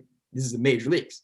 So like, if you're being paid to play this game, if you're me and Mercedes and you've spent 10 years in the minors, you're finally getting your shot in the bigs, and you have no idea if you'll be able to sustain this dominant season you've had so far. You're just trying to run up your stats, and that's totally what you should do if you're in Mercedes' position. So no, I think that the unwritten rules where you have to worry about the other team's feelings when it's late in the game and you're up by 10 runs, I think is a little bit absurd, especially if you're Tony La Russa. You're already on the hot seat, and I mean, I don't have very good things to say about him. He's obviously a decorated manager, and he's done very well in the game, but he seems to be losing it with this team. The one thing I want to say very quickly is that I think the biggest unwritten rule, or I mean, it's probably been written somewhere too, you back your players, especially in a situation like this. And like, whatever it is, maybe he's even in the wrong, which, whatever, it doesn't matter. You back your player, and he didn't. And that's kind of, to me, the biggest issue, I think, out of all, because like that's an unwritten rule too, that, you back, as a manager, as a coach, you back your players, and that's how you lose, the clubhouse and that stuff. And, you talk about, Mercedes, and I think another unwritten rule for a lot of hitters is never give up an at bat. And, when it comes down to the end of the season, the difference between 320 or 300 and, 290 or 280 is, at bats like these here or there. I mean, 30 home runs, 25 home runs. Like, And that makes a difference especially for a guy like Mercedes, which, having a breakout year. But, I think, it's at the end of the day, I think a lot of people have been talking about it, and it's just like for La Russa not to back his guy. I think that's kind of where I had the biggest takeaway from there. But I do think that'll wrap up our baseball headline segment. Thank you to Mike as always. Always fun doing headlines with you. And Tom and I will continue our baseball talk. Keep it local with Mets and Yankees. Talk about some divisions, AL East, NL East. But first, we are going to take a quick break. You are listening to One on One.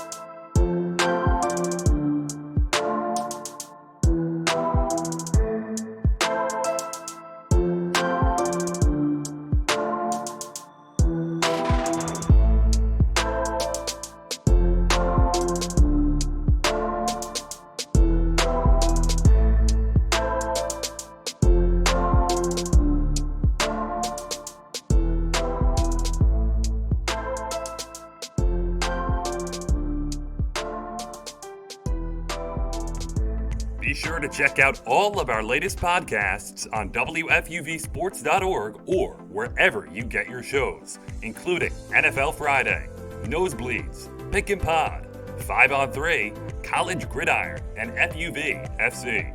Also, our newest edition, Off the Air, diving into the station's legacy with its most prominent alumni. WFUV Sports, home to New York's longest-running sports call-in show and the flagship station of Fordham Athletics.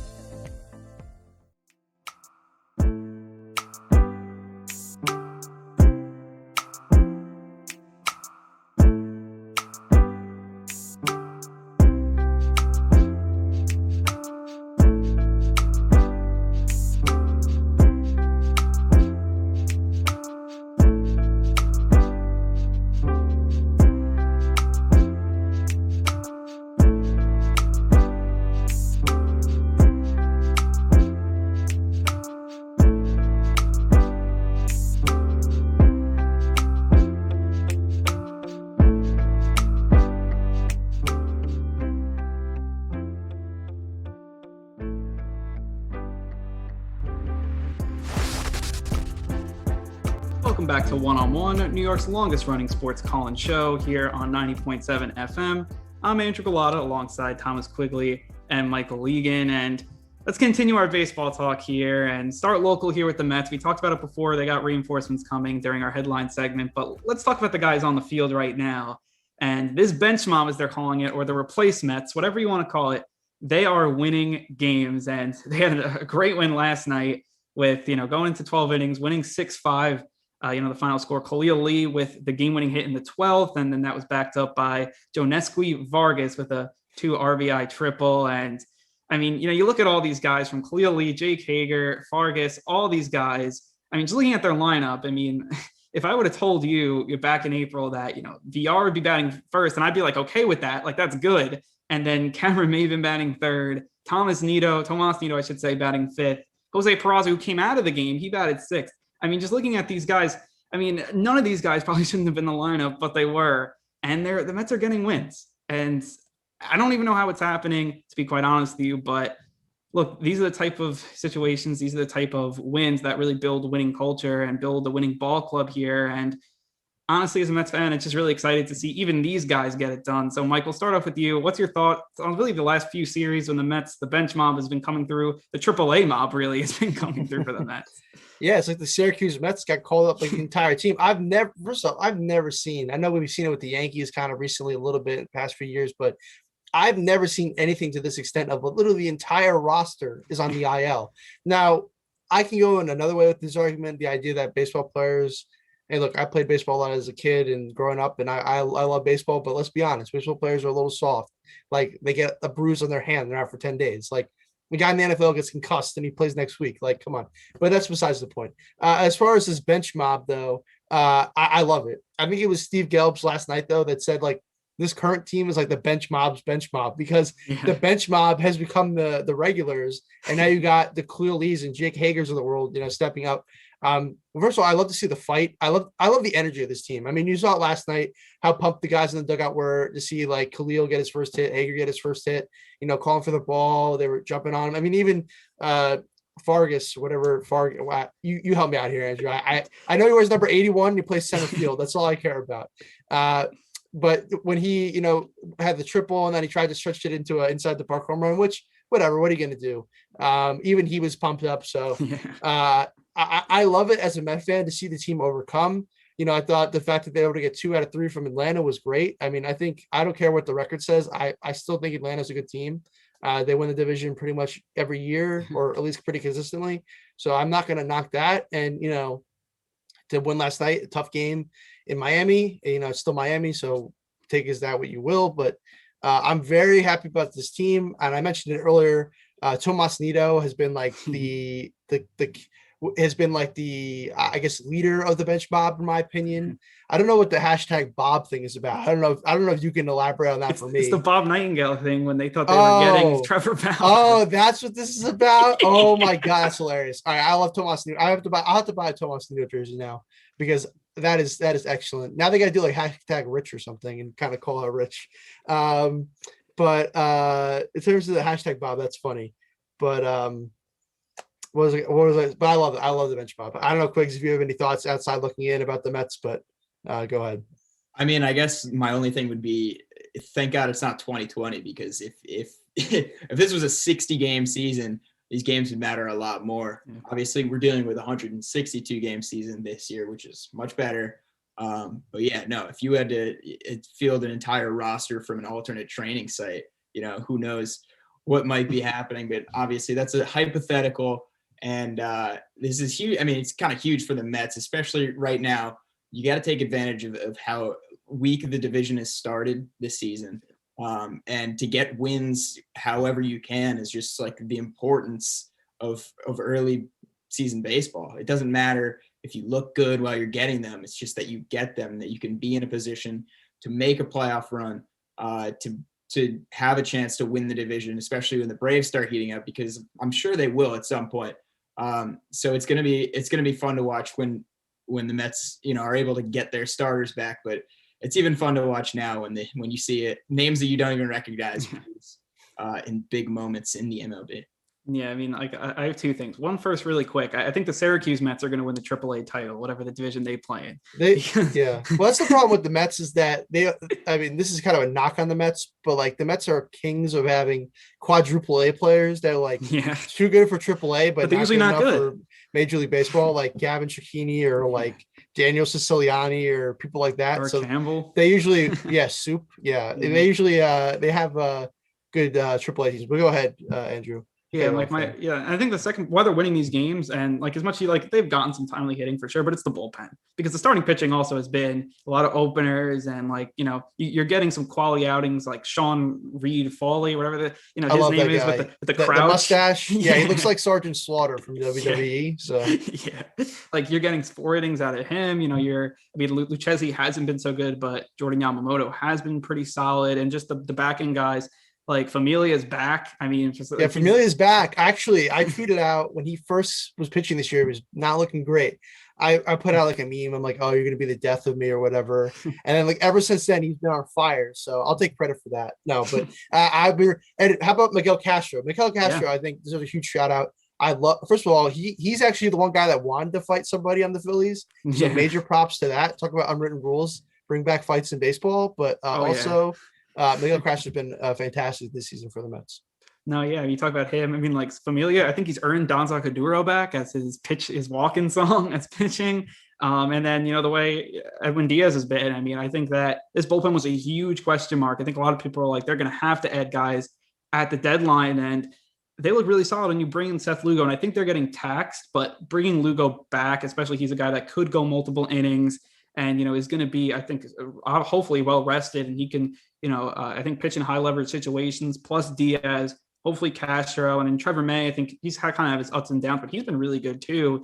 And the one thing I love about this stretch, you see every time a reliever, they get the outs, and they've been having a lot of these close games. So a lot of high leverage situations. Every time coming off the mound, they're pumped and they're ready to go. And you just love to see that energy only, Memorial Day. And I think that's really important. That I think this team, they're definitely the camaraderie is there. I think they trust each other, as a unit, as, it's not just hitting, pitching, bullpen. It's really, a togetherness with the team. And I think that's something that the building blocks are being set, and you're hopefully, in July, August, Cameron Maybin is not hitting third.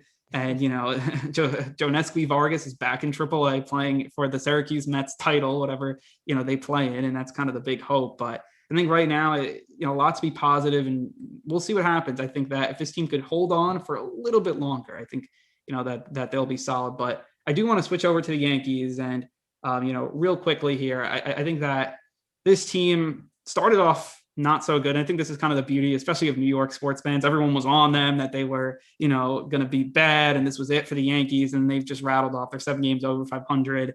I mean, in that great AL East, which we'll get into, but the Yankees are really rolling. And to me, it's surprising they're doing it with pitching, which, I mean, I don't think a lot of people, expected this early on. I mean, they're getting some timely hitting, but I think their overall average is like 227, but their team ERA is actually better than the Mets, which I thought was really interesting.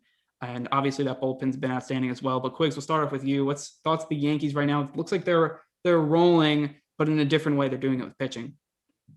Yeah, I remember the finally the hysteria is gone over that 5-10 start that they had. I attended a Yankees-Rays game, and it was the Sunday after that Friday night game where fans were throwing baseballs onto the field, and I was like, this is a great time to be a Yankee hater. Unfortunately, those times have ended, and they're back to a reasonable place that they expected to be, fighting for this AL East division.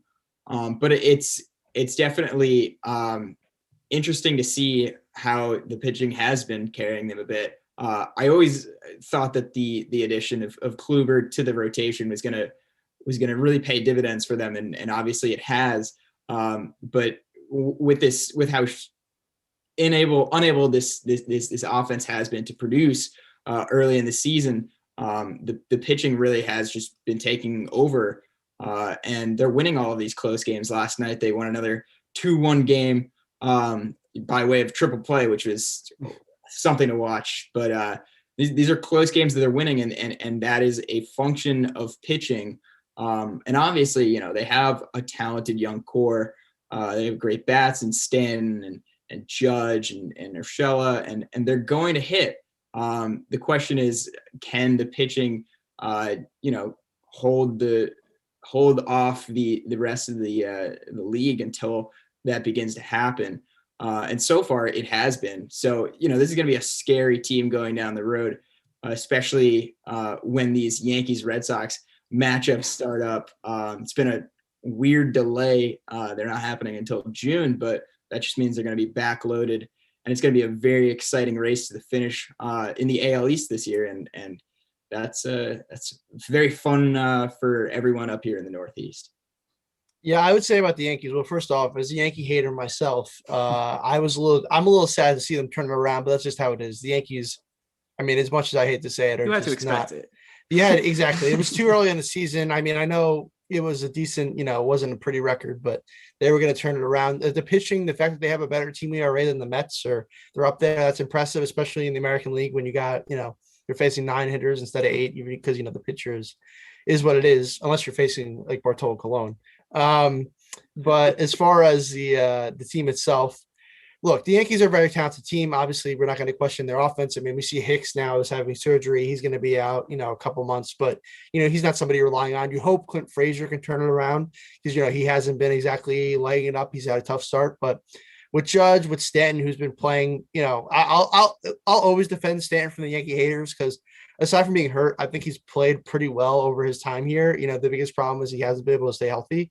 But look, we'll get into the Red Sox in a second here, but I think the Yankees still are probably could be the team to beat in the division. With the Red Sox, I feel like this is such a surprise. I don't know how long this is going to last. Whereas with the Yankees, I mean, a very talented team. And also one other thing to note about the Yankees is the last 3 times they threw no hitters, 99 with Cohen, 98 with David Wells, and then 96 with Doc. They all won the World Series that year. So I'm very afraid that we might be heading for a Yankees World Series, which, as a person that goes to school in New York, lives in New Jersey, as not something I want to have to hear for the entire, off season. I won't be able to deal with that. I mean, yeah, let's just not talk about that right now. I think, with this Yankees team, I think Team ERA, I think, has a lot to do with that bullpen, which has just been outstanding. And I think that's why they're winning those close games. And that was something that the Yankees used to do, really 2019, 2018, 2020. The bullpen was solid, but it wasn't, at its highest level. And I think they returned to that high level, which I think is really big for them, especially in the postseason. And, when you can really, if you only need 5 innings out of your starting pitching, makes it a lot easier to win games and shorten it up. So it'll be interesting to see how that goes, deeper, as the season progresses. But to me, this Yankees team, they're sustainable in the regular season. They're going to get their wins. I'd be surprised. I mean, it's this division is just packed, and that's what we're going to get into. But I mean, if they don't win the division, they'll be right there in the wild card. I mean, if they have Cole pitch in that game, they should win it. And, it's kind of there, go from there. But I mean, this Yankees team, I think the regular season probably isn't their worry. I think it's more the playoffs. And I mean, we'll see kind of how that shakes out. But I do want to talk about this AL East, because the Yankees, they're playing great ball, 7 games over 500. But, they're in, I think, third, because they're a half game behind the Rays. And then they're obviously the Red Sox are in first, 10 games over. And, to be seven games over 500 in third place is just a really rough, kind of just shakeout, I guess, right now. And then the Blue Jays are right there. I think they're like 4 games over 500. And I think if you're the Blue Jays, like if they were in the NL East, they'd be tied with the Mets in first place, and they're in fourth right now. It's going to be really interesting how this shakes out. Quiggs, I'll start off with you because, obviously the Red Sox fan. I feel like this division right now, I don't think it's the Yankees, to lose just because how good the Red Sox are. And I think this Red Sox team, a surprise for sure, but I think a lot of people are sleeping on this lineup, which is, outstanding. I mean, JD Martinez kind of returned to, being this outstanding MVP type player. Everyone knows Xander Bogaerts, and, the lineup's just so deep. It goes way beyond that. And the staff has been solid, which a lot of people didn't think so, but I think this Red Sox team actually might be for real and might win this division. Yeah, I mean, throughout my lifetime, the Red Sox have just gone through series or seasons. Exactly. Absolute, just there and terrible 5th place finishes. And then, next season they win a World Series. So it seems to be trending in a similar situation here. Obviously, I'm not going to claim they're going to win the World Series, but, 10 games over 500 in May is a good look. But it really comes down to pitching. If they want to be able to continue this streak of success, it's all about whether the pitching can stay. The starting rotation can continue what they've done. Nick Pivetta has been an absolute surprise and a welcome one. He's I think 5-0 and got a notice in that last start he had, which was the crazy JD Martinez 9th inning come from behind win with that 2-run homer. But no, the Red Sox hitters are going to hit. They're just always, they're an offensive powerhouse, and they were last year too. It was just, shrouded by the terrible pitching. But no, it's if Pivetta can keep going, if Garrett Richards continues this streak he's on, he was terrible. Like I really, really, really just struggled watching him early in the season. He was just, walking guys, always getting into jams each inning. And, he's been great since the weather started getting a little bit warmer. He blamed it on having to wear a jacket. That was the reason for his failure at the beginning of the season. And, now he's not wearing a jacket. Whatever works, I guess, right? Pitching lights out. So the Red Sox, it's completely dependent on their pitching. Their bullpen's been pretty strong. There's some weak links definitely in there, but Matt Barnes has been absolutely lights out when it comes to the 9th inning. And, the hitting's going to just continue to be top of the line. Losing Mookie 2 years ago is just, something that you really can't ever rationalize or ever get over. But this team seems to be doing okay without him in the second year without him. So, I'm going to pick them as my favorite to win the AL East, obviously. And I think it's going to be, Sox, Yankees neck and neck going down the stretch. I think the Rays will probably burn out at some point, but it's gonna be a very tight AL East, I think, throughout the season. Yeah, I mean, I'll just look. Quiggs, you're a Red Sox guy. You know the team inside and out. I would just say that you got to give props to Alex Cora because I mean, look, whether or not you agree that he should have been brought back, whether you think he should be banned from baseball, I mean, that's something else entirely. The simple fact is, this man won a World Series was manager of a World Series team, a couple years ago, and now he's back leading the team, back to prominence more or less. So obviously they're very talented. They got a great lineup. The pitching's been better. I mean, Chris Sale, hopefully he can come back and, be good for this team. But got to give Cora some props because he definitely deserves a lot of the credit for what's going on.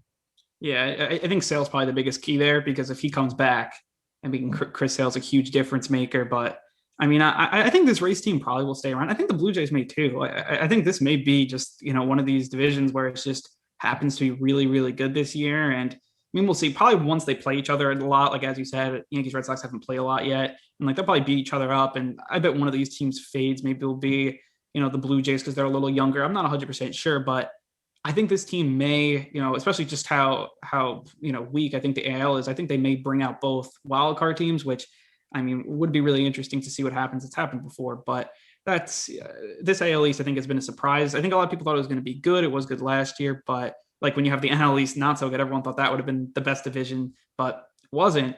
And, I think this, to have the Red Sox being really good, Rays still there, Yankees obviously there, definitely some good stuff. But that'll wrap up here our Mets Yankees talk here. Next, Tom and I will sit down with former MLB All-Star and Fordham baseball great Pete Harnisch. But first, we are going to take a quick break. You are listening to One on One on 90.7 FM.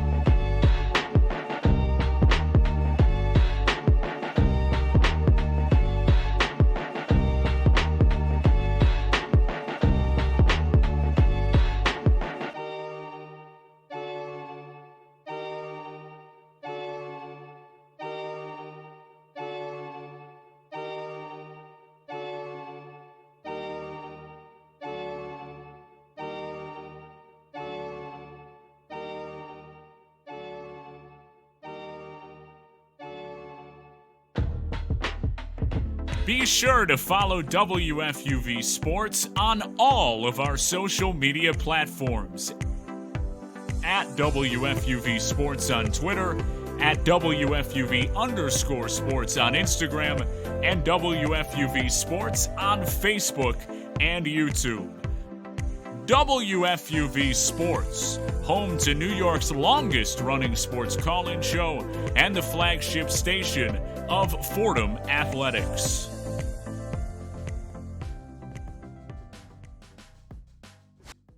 One, New York's longest running sports call-in show. I'm Andrew Gullotta alongside Thomas Quigley.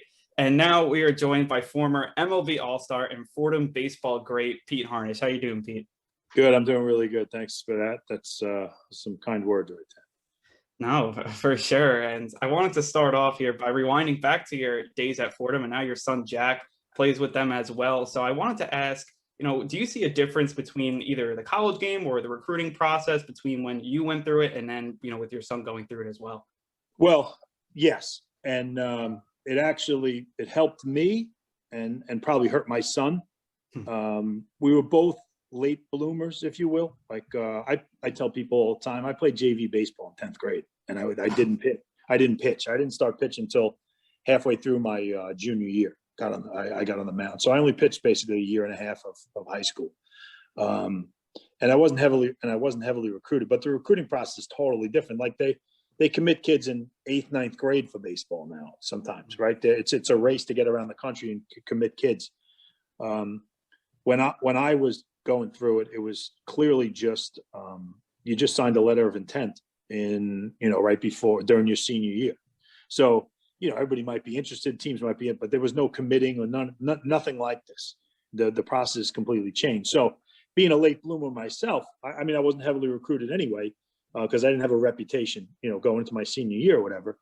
But there was one of the school, what was it? Oh, Eckerd College in St. Petersburg, Florida, was Division II, really good Division II school. I was going to go there.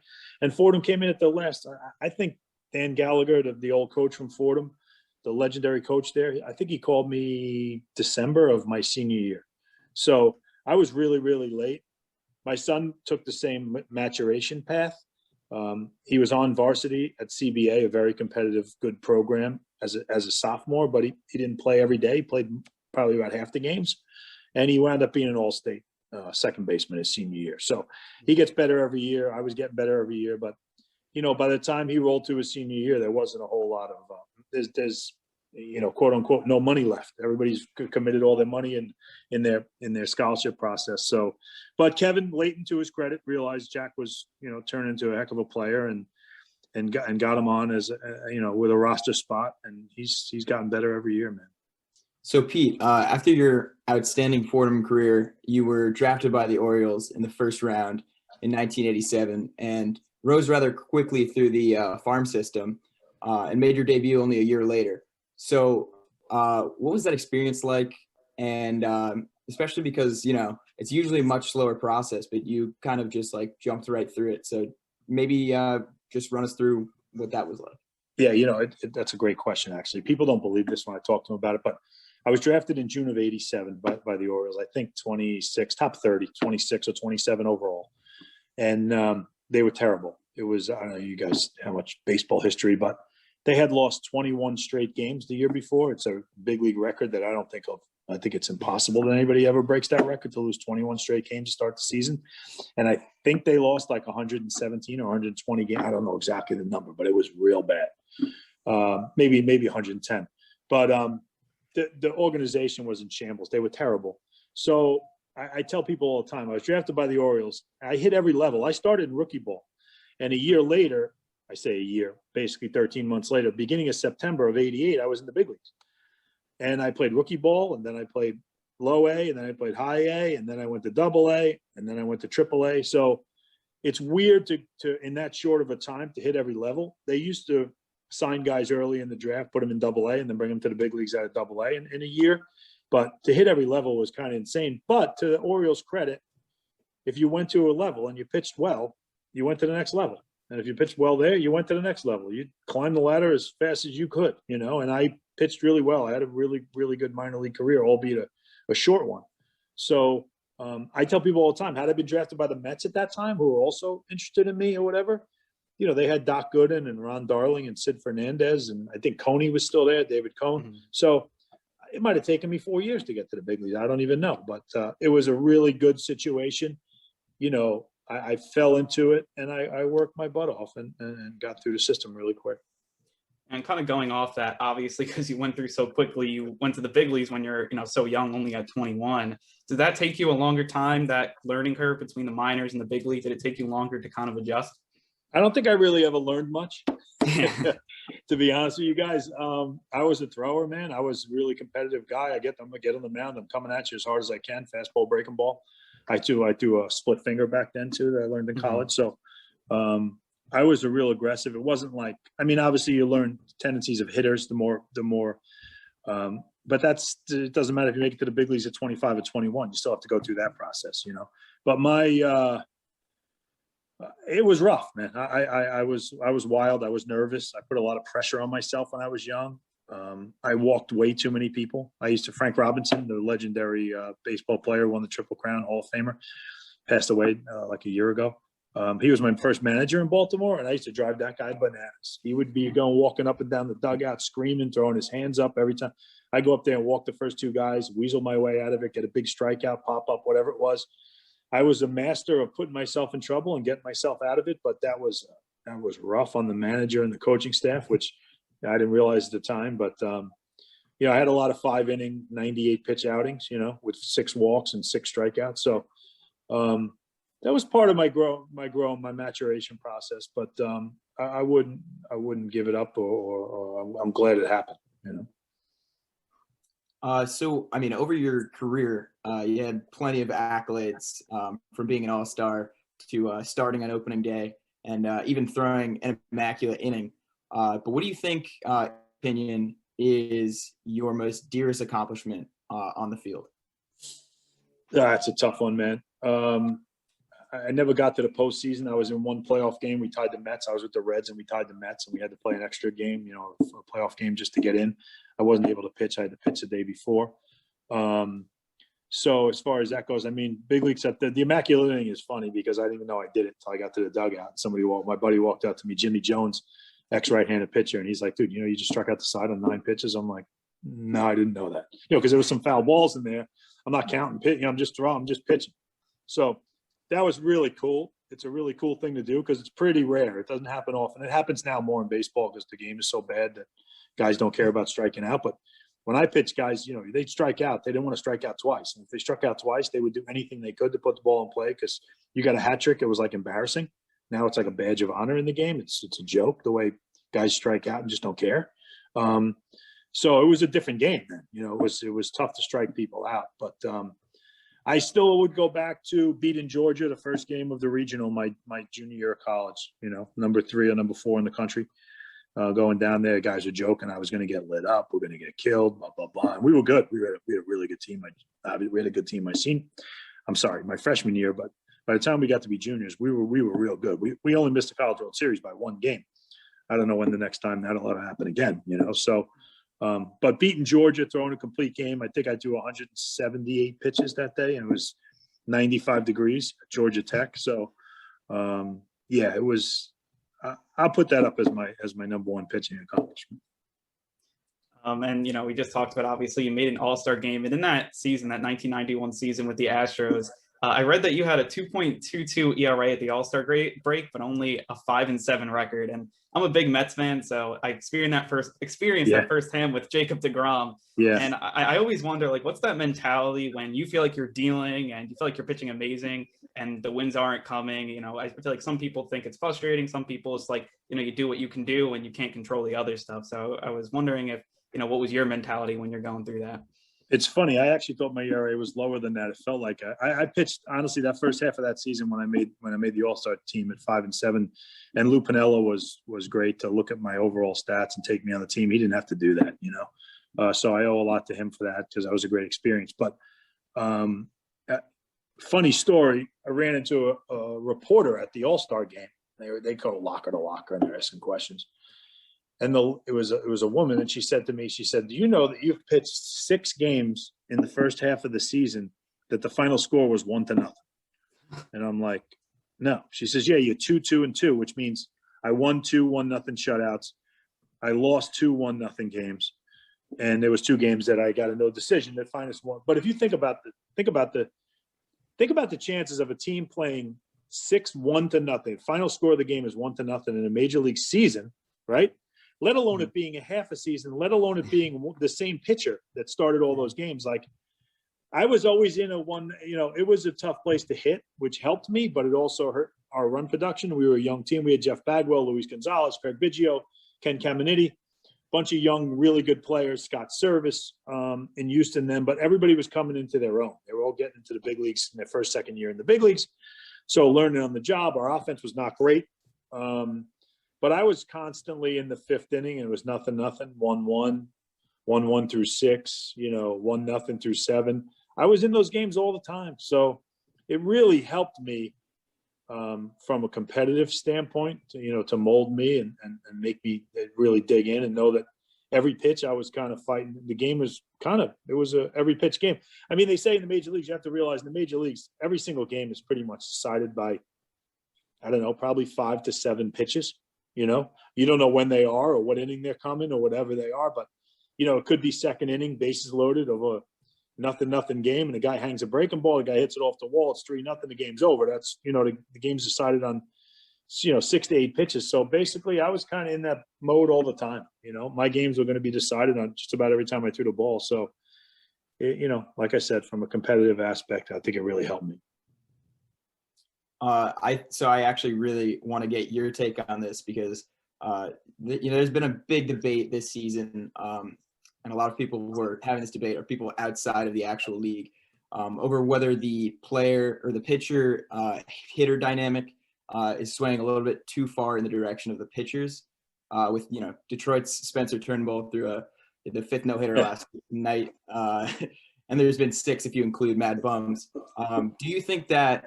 What's your general take on that dynamic? And do you think that there needs to be some sort of rule change, or would you be at all in favor of that, like maybe moving back the mound? What's your thought? Well, first, let me explain something. It's a great question. My take on the game right now, and this has nothing to do, what I'm about to say has nothing to do with the athletes. The guys that play the game are bigger, stronger, faster than we ever were. It's natural. We were great athletes, and we had great athletes in the big leagues when I played. There's no question.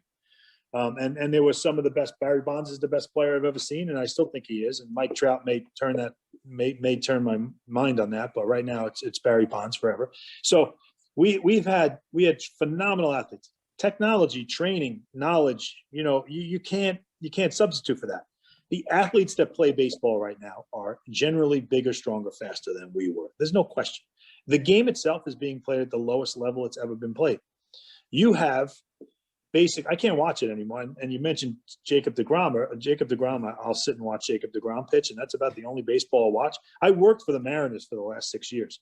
They've been no-hit twice in the last 2 weeks. And another game, like a week or so, maybe 8-9 days ago, they got their first hit with it, 1 out in the 8th inning. They've almost been no-hit 3 times in the last 2 weeks. They're hitting 199 as a team. Major league average right now is probably, if I had to guess, and I could probably come within 5 points, major league average batting average is down to probably 230, 232, something like that. That's disgusting. When I played, it was 275. If you were a 275 hitter, you were an average player. If you're a 275 hitter now, you may win a batting title, for Christ's sake. The game is being played. You have a bunch of guys in the box that are literally just trying to launch the ball in the air, hit it as far as they can, every swing. You have guys on the mound that don't care where the ball goes. They're trying to throw it as fast as they can and spin it as fast as they can when they throw the breaking ball. That's it. It's home run derby. If you look at the game, it's so pathetic to me that you can put 3 infielders on the right side on the left side of the infield with a right-handed hitter, and that right-handed hitter is hitting 225. It's like disgusting. You know what I mean? And there's a whole bunch of reasons for it. The main product is the owners have put so much onus on paying guys who hit home runs. I tell people all the time, you hit 30 home runs, it's 1 home run a week. It's a 26, 27, 28 week season. It's 1 home run a week. And how many of those actually mean something? If you hit a home run when it's 7-1 in the 9th, then no one cares about that. It doesn't matter. So you're talking about the onus has just been put on the home run, and they pay the guys with the home runs. They pay the strikeouts. You couldn't strike out. Literally, when I played, it would be impossible to strike out as many people as they're striking out now. It would have been impossible because guys didn't want to do it. If I tell you to get better at something, this is what you need to do for your career to get better at it. If you have any credence in what I'm saying, you're going to take it and you're going to get better at it. Just for the sheer how do I want to say this? Impetus or focus you're going to put on that particular task. You're going to get better at it. So if you told these guys tomorrow, hey, we're not paying the home runs anymore, we're paying on base percentage and batting average, you see batting average go straight up. It's just ridiculous. To change the rules, I think, to answer the second half of your question, I don't know if you have to change the rules. I don't love the shift. I thought it was bull when I first was dealing with it, because I worked until this year. I worked the last 11 years in professional baseball as a special assistant with the Angels and the Mariners. So I've been a lot of minor league stuff. I've done a lot of big league stuff over the last 10, 11 years. I know you need to change the rules, but you could change the shift if you could learn how to, with 2 strikes, hit a 4-hopper the other way. They wouldn't be able to shift on you anymore. So it's really just stupidity amongst hitters is why the game is being played at such a low level. An MLB All-Star, Fordham baseball great, Pete Harnisch, thank you for joining us and giving us some of your insights, Pete. Yeah, no problem. Well, nice to see you guys. Good luck. Sure. We'll be right back on 101, New York's longest running sports call-in show.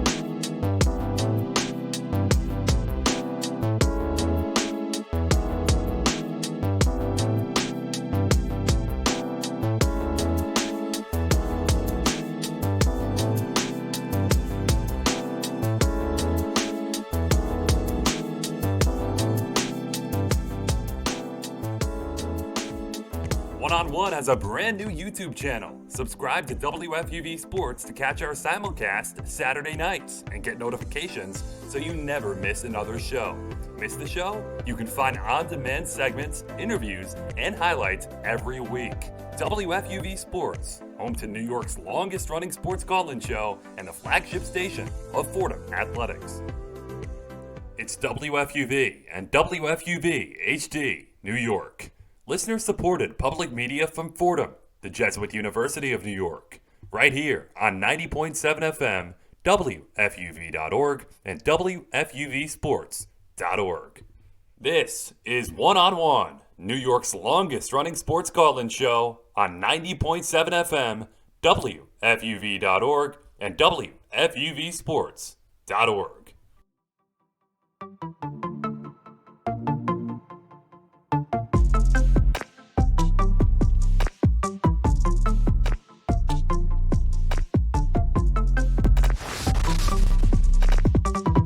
You're back here on One-on-One, New York's longest-running sports call-in show. I am Michael Leegan, and once again, I have the latest headlines from the world of sports. So let's move over now to football, the NFL, where a star wide receiver may be on the move. So on Thursday, the Athletics' Jeff Schultz reported that the Falcons would like to trade Julio Jones. Jones, who is now 32, has 3 years left on his deal. Atlanta would apparently like to move on from him for a variety of reasons, including their tight salary cap situation. So, guys, do you see the Falcons trading Julio? Where would be a good fit? And really, what I want to know is, does it with this working odds with I mean, obviously he's older, but with their apparent committal to Matt Ryan, because they didn't take a quarterback this year. So let's start off with Andrew. What are your thoughts on the situation? Obviously, you're our NFC South guru. Yeah, I mean, look, as a Saints fan, I feel like you can't be mad to have Julio Jones out of there. I mean, he's a guy, I think, when healthy, I think he's one of the best receivers in the game. It's always been health with him. And I feel like as his career, is older and older, the health issues then start piling up with him. And I don't even think he's 100% like to when he was when he coming into the NFL, just athleticism wise, but he's still really good. And he's still, to me, top 5 receiver. He's right up there. And to have him out of the NFC South, I will be very, very happy. And just, obviously with the Falcons, I think it's interesting because, you pick Kyle Pitts, you don't pick a quarterback, you have Matt Ryan. So he's part of your future. And if you're the Falcons, you're hoping to never pick in the top 5 anytime soon, because I mean, no one obviously wants to do that, but I don't know. It seems kind of interesting because I thought they were going to bring the band back together. Plus now Kyle Pitts, and that offense I think would have been really good. Take Julio, I think it's completely in a different scenario. I think Calvin Ridley, solid. I don't think he's a number 1. I just, that's what I think of him. But again, I mean, looking at where he could go, I'd love to see him, with Cam Newton, out with the Patriots. I think Jones reportedly wants to play with Cam Newton. And I feel like I'd be happy if he goes anywhere in the AFC, obviously, just because, I think, look, when you look at that Patriots team with that division, I think that'd be really good. And Bill Belichick, I think he always, wants to stay relevant. I think they want to obviously still win. And I think that would be a really good piece. I think he'd fit there well. Supposedly DeAndre Hopkins may restructure his contract, which would be really interesting to have him and obviously Jones together with Kyler Murray and what they're doing. And then I think Titans are another team. They may, they're trying to court him with AJ Brown and Derrick Henry, obviously. But I would, if I was the person trading him and I was the person who wanted to go to the team, I think New England, that would be a really good spot. I think they do kind of need that number 1 apex receiver, and I think he'd do that. Yeah, I'm going to be in full agreement there with on sending Julio up to New England. But honestly, I mean, it would make sense to a certain extent where it makes sense in Bill's scheme. Yeah, simply just because of how he had handled this offseason so far with, even before free agency officially started, signing a bunch of big name replacements, the 2 top available tight ends, picked up Nelson Aguilar. It's just like a very different offseason than we've ever seen from Bill Belichick. So I wouldn't, because of this, be surprised if he made a move for Julio Jones, but then at the same time, Julio Jones might not be receiving or catching passes from Cam Newton by the end of the season. Who knows? That too. We just drafted a sort of long-term solution in Mac Jones, and that move so, like that move alone simply just makes me question whether Bill necessarily has long-term plans for Cam Newton. Obviously, he's just signed to another 1-year contract, and everybody in that organization seems to love Cam Newton. But Julio Jones might not be signing up for Cam Newton if he ends up in New England. But the D-Hop situation is very interesting. Yeah. Telling his team that he'd restructure his contract just to make room for Julio. Then you are potentially looking at receiving core of Julio Jones, DeAndre Hopkins, and an old but still gold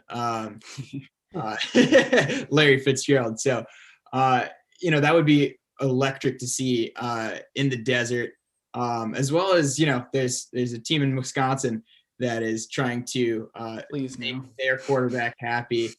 They might please no. I don't think they can. In Julio Jones to maybe try to convince their quarterback to stay, and even their receiver Devontae Adams wants to maybe explore his options if it were to be a situation in which Aaron Rodgers leaves. We don't know, but it would certainly be an interesting matchup or situation to also see Julio Jones go up to Green Bay and become a Green Bay Packer. But no matter what, obviously Julio probably wants out. The team wants to get rid of him, not because of his play, obviously, but obviously they're headed in a different direction. And if he wants to end up getting that ring, because people count legacy in rings. If it weren't for that, Julian Edelman wouldn't be considered for a Hall of Fame by like a lot of people out there. They're counting his rings. So, if Julio wants to really cement that legacy, he's got a few options for, very contentious teams that are about to contend for a title. Hopefully he gets on a very competitive roster so we can see what the later half of his, career has in store. Yeah, I would say, well, first off, I look, the move makes sense from a salary cap standpoint. I think the Falcons have somewhere between, it's so incredibly small, 400,000 to 600,000 in cap space, which is just, you still got to sign your draft picks. It makes no sense. They're going to be over the cap. They got to unload some salary. So, that he's going to go, but the idea is that, if they drafted Kyle Pitts this year, which to me reminded me a lot of the Saquon Barkley for Eli move, a quarterback towards the back half of his career. Here's a great young offensive weapon. See what can happen. Atlanta wasn't very good last year, 4-12. They haven't had a winning season in a few years. So I just kind of question, look, I know Matt Ryan, he can still play, he's a leader. He brought your team to a Super Bowl. But I don't know, like, if you're going to draft, I feel like now is the time to start planning to move on from Matt Ryan. And I feel that if you were going to take a quarterback, this was the year. Justin Fields was still there. Mac Jones was still there. Maybe we could have traded down. I just feel that you draft Kyle Pitts, which is showing, hey, we're still kind of committed to Matt Ryan, but at the same time, we have to trade Julio. It doesn't make a whole lot of sense. And I get it's because of the cap, but it's a little strange. And I don't really know. Atlanta's not, I don't know. I don't think they'd be that great this year anyway. But we'll see what happens. As far as teams though, I don't think either of you guys mentioned it. Maybe I just didn't hear you, but what about Baltimore? I think Baltimore would be a good pick for Julio. They talk about a team that really lacks a number one wide receiver, MVP winning quarterback in Lamar Jackson. I think, San Francisco could be interesting. I don't know. They kind of gave up some draft capital to move up in the draft. So I don't know how much they could really give for Julio. With their team needs a number one, they got a brand new young quarterback as well in Trey Lance. New England, I would hate for him to go there, but you never know. I question how much they could really give up to kind of secure the deal. Just kind of interesting to think about. It's his definitely get moved. I'll be interested to see where he goes. Arizona, like you guys said, if D-Hop really restructured, that would be like insane. So we'll see what happens there. But moving on to our next headline, and we're going to talk a little bit more about NBA, like the games themselves specifically later on the show. But right now I want to talk a little bit about the play-in tournament. So earlier on Friday, Commissioner Adam Silver made it clear on ESPN Radio that he wants to make the play-in tournament, which concluded Friday evening, a permanent fixture in the league. So the tournament itself, the Celtics and Wizards wrapped up the 7th and 8th seeds in the East. That's where they were seeded going into the play-in, so no changes there. And then the Lakers, and surprisingly, the Grizzlies wrapped up 7-8 in the West. So a little bit of a shakeup there. The Grizzlies were 9, they move into 8. So with the tournament now behind us, you guys' thoughts on the tournament itself? Do you think it was a success? Should the league make it a permanent fixture, as Adam Silver is saying? So, Quiggs, I'll start off with you. So my original thoughts on this play-in tournament for this season, when I heard that they were going to carry it over, was that it's, some stupid, artificial, dumb carryover rule from a COVID shortened regular season that actually necessitated it. This season wasn't, I guess, shortened by 10 games, but it's not like the regular season was just stopped in the middle of the end of it, like the run up to the playoffs where games matter more than they ever do. So I thought it was just kind of weird that they were keeping it because it easily, it's easily dismissed as sort of like a playoff expansion to get more games, lucrative TV contracts, corporate greed stuff that other leagues are kind of exploring, like the NFL and the MLB last year with that 16 team mess that the playoffs were. That'll return. But it did do a decent job of making late regular season games matter much more this season. A lot of games like down the stretch, it carried so much weight, not necessarily for the Celtics, but especially with the Pacers, Wizards, and Hornets. The Wizards just, ended the season really strong. And for that reason, they're the 8th seed in the East. So in that sense, it really does, help the meaningful basketball side of things when it comes to, the dog days of the regular season. And it also kind of gives the entire regular season more weight by, only granting safety to the top 6 teams in each conference, which I like because, you have teams that are just, caring more about a regular season that at times in the past has been dismissed as, a warm up for the playoffs. And that Lakers Warriors game was an absolute playoff classic. And I'm thankful we got to see it play out, especially, that LeBron gets smacked in the face by Draymond Green and then ends up hitting, the middle rim from what his vision was telling him on that, game-winning shot with 50 seconds to go. So I came around on it and I really like it now. I think it's an interesting way to make the playoffs a little bit, it's better where the 1 seed isn't guaranteed the same thing as an 8 seed. There's difference between, being the top team in your league and just being like the team that just snuck in, because now you have to do more than just sneak in. So from that point of view, I think it's good. And honestly, like in the vein of, playoff expansion, it's not really much of an expansion. It's kind of just, more of like in some ways, like a step to get to the playoffs. Like it's not expanding. It's not making more bad teams get into the playoffs. It's making those bad teams really have to earn it. So I like that. Yeah, I mean, I think it's going to stay. I think money is kind of the biggest thing. And that's, I think, all these sports, it's all expanding because of money. And, obviously with more like the Lakers Warriors game, that's, going to be now, I think going forward, now the NBA is like, oh, you want to pay for this game that, could be a classic, have it on ESPN or whatever. So it's another game for networks having to pay for, another 4 games, I guess, for networks having to pay for. And obviously, it's still a business and that's going to give you a lot of money, but I think it's actually a good idea to expand the playoffs. It's not like baseball where they just expanded it and it's kind of that, or maybe football where they're expanding the season and they expand the playoffs.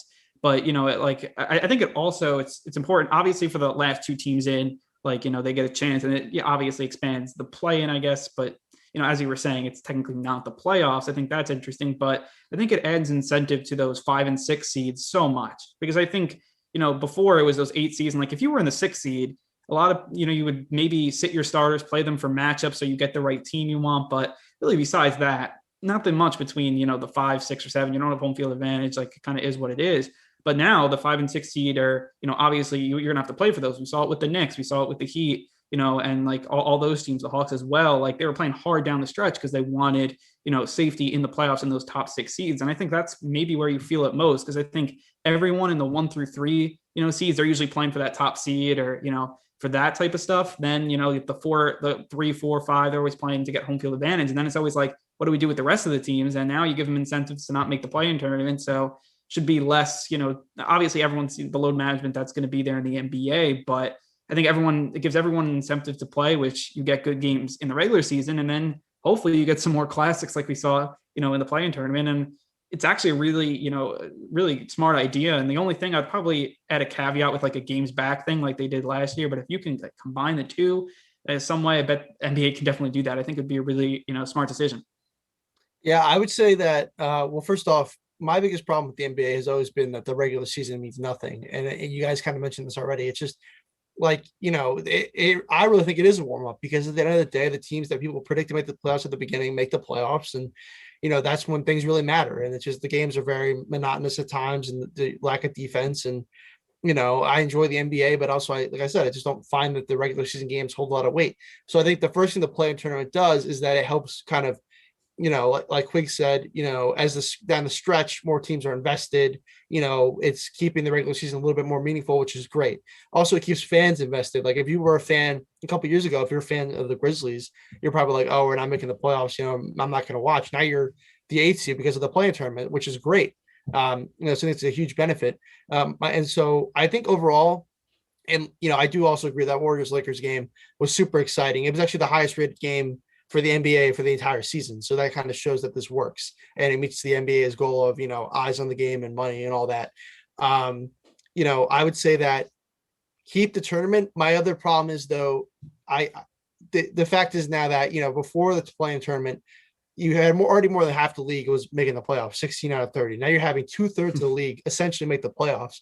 Does that make the games more meaningful in a sense? Yeah. Does it keep people more invested? Yeah. But like, in a way, wouldn't the regular season be even more meaningful if less teams made the playoffs? Because then you really have to try, So like down the stretch, does it help with the play-in? Yes, but overall, my biggest thing is we have to do something. The league has to do something that makes those games. I know the season was different this year because of start time, but make those games in like February really important, or those December games really matter. Like it just, and baseball is going to have this problem too.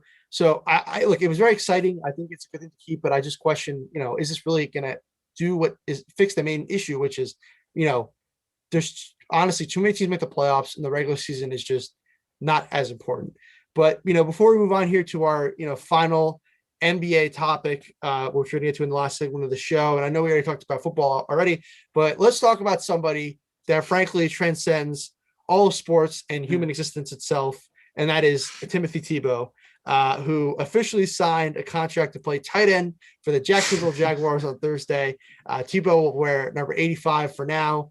He already has the hottest selling jersey at NFL Shop. I think actually the top 5 selling items. So like men's jerseys, women's jerseys, and then like, t-shirts and stuff are all his.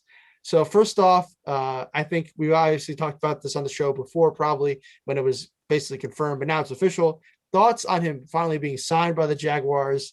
And what I really want to know is, and I kind of get the idea, but I'd like to hear your thoughts. What is it about Tebow that makes him so popular for all these years? He hasn't played an NFL game in 8 years, and yet, it's as if he's, they're going to be the top tight end in the game.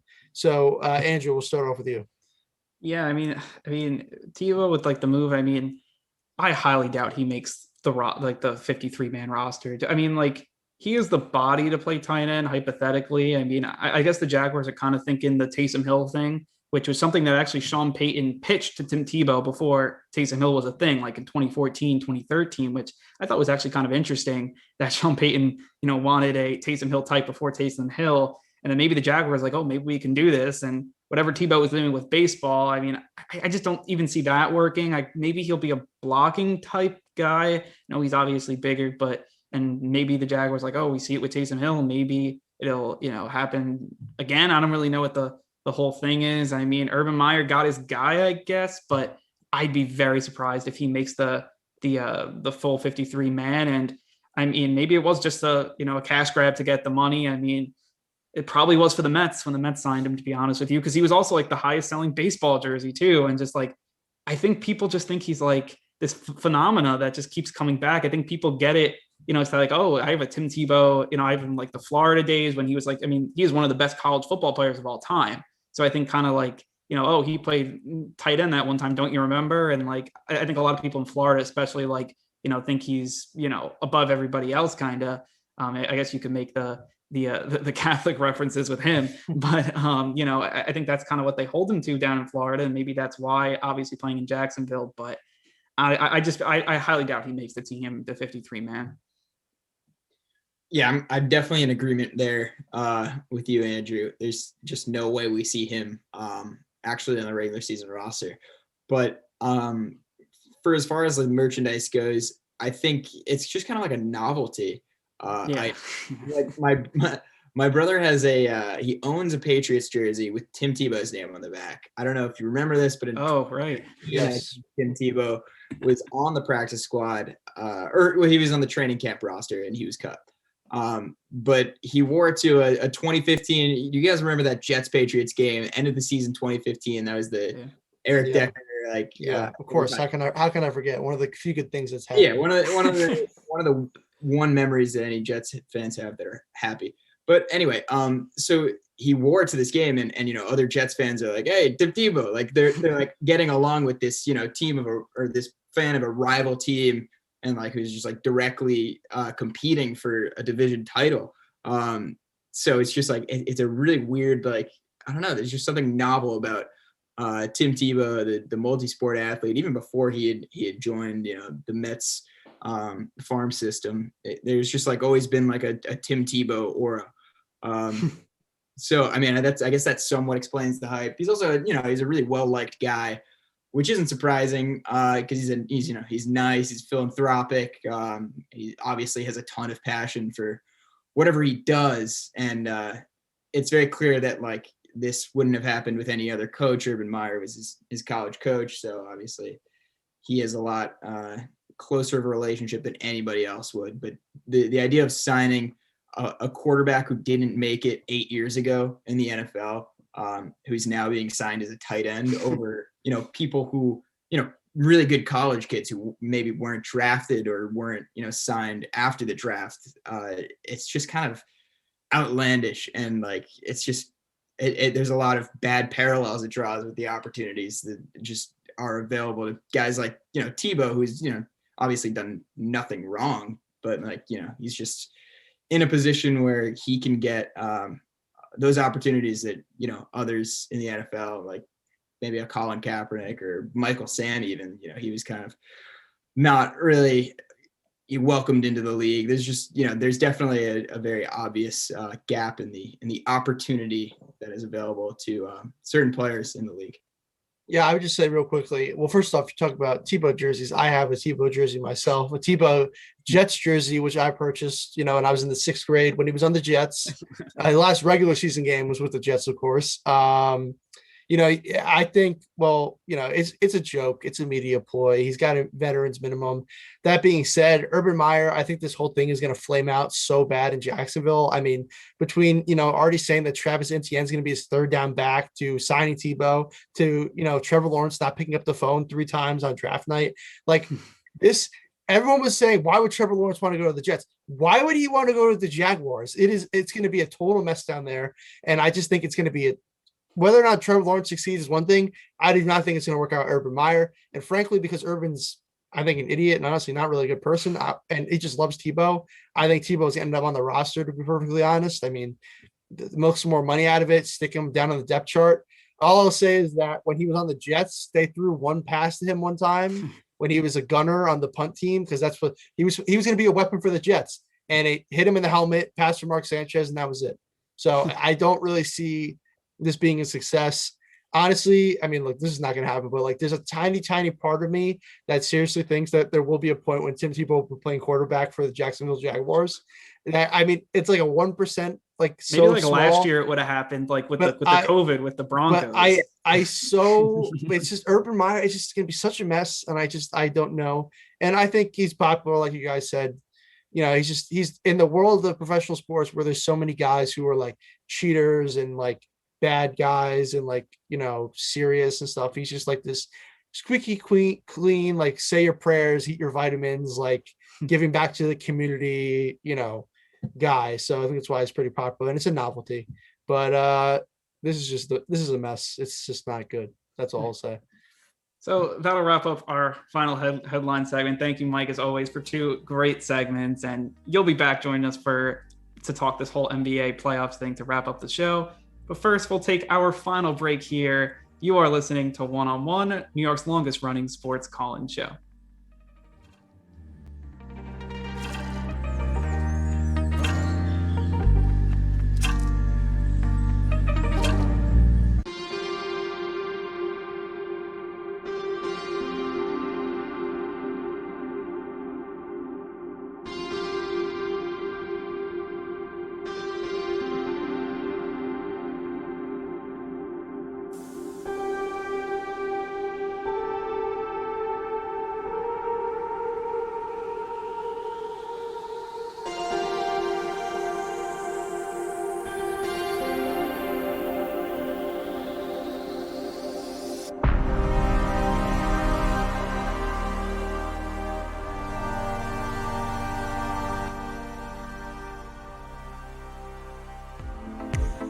To support the WFUV Sports Department, visit support.wfuv.org to become a member or make a one-time donation.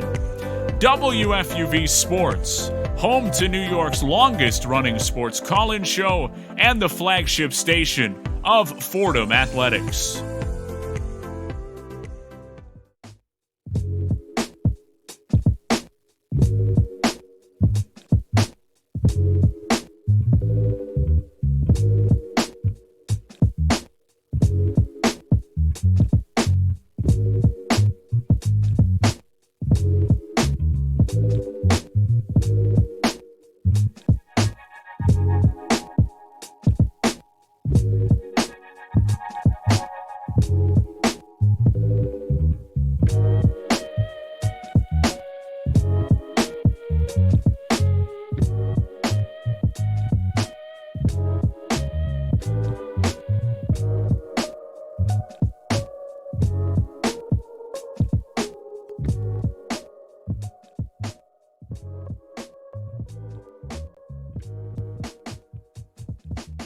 Welcome back to One on One, New York's longest running sports call-in show here on 90.7 FM. I'm Andrew Gullotta alongside Thomas Quigley and Mike Leegan. And guys, let's finish out the show here on a strong note. NBA playoff preview. I definitely want to get into this, make some predictions.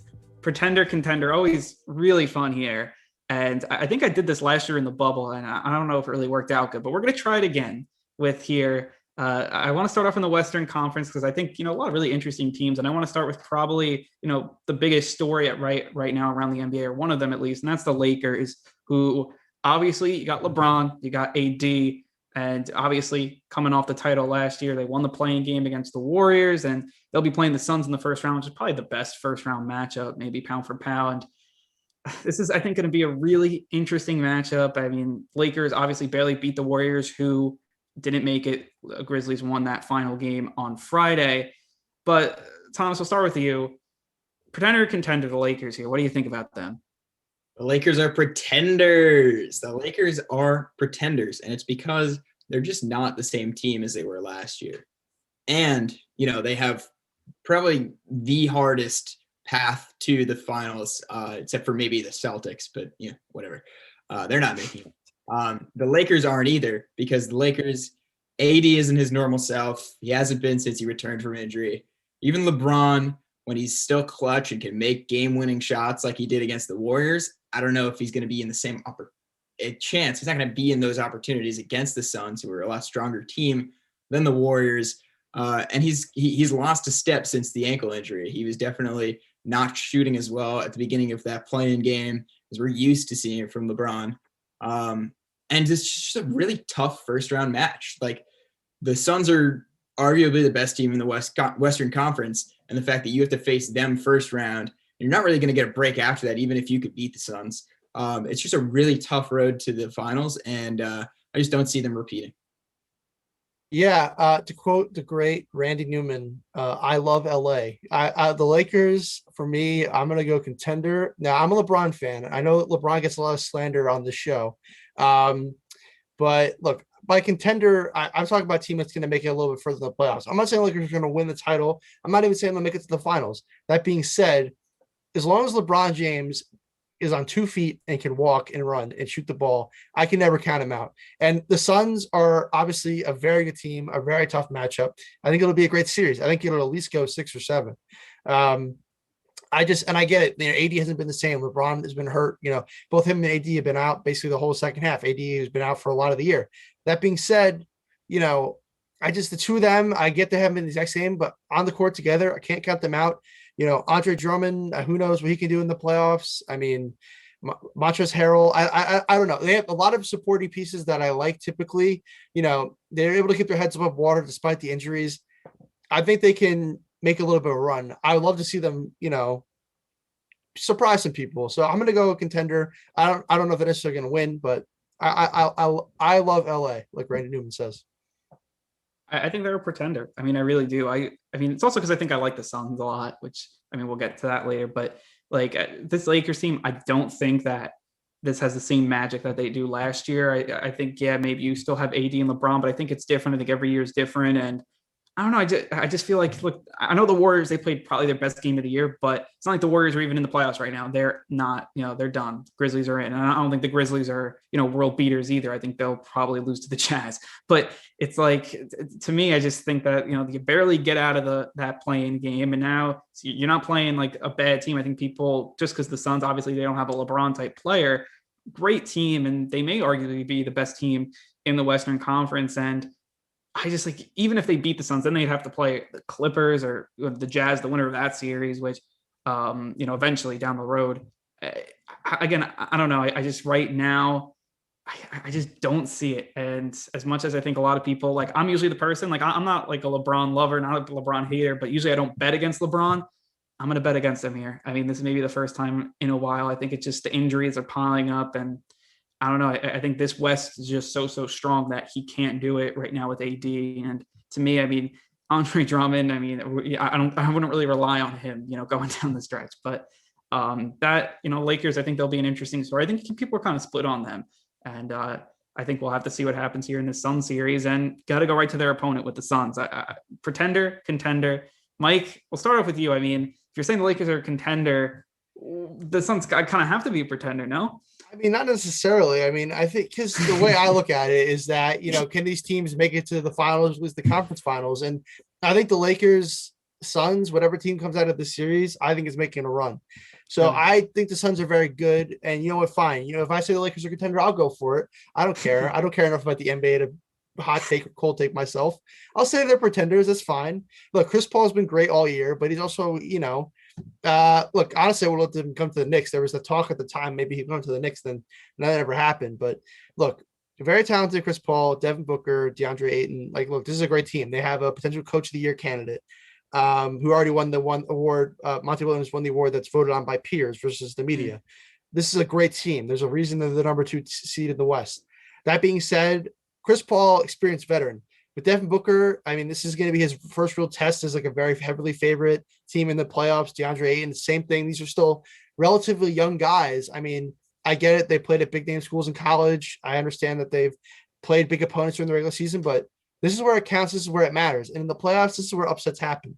So look, I really think it's a toss up in this series just because I can never count out LeBron and AD.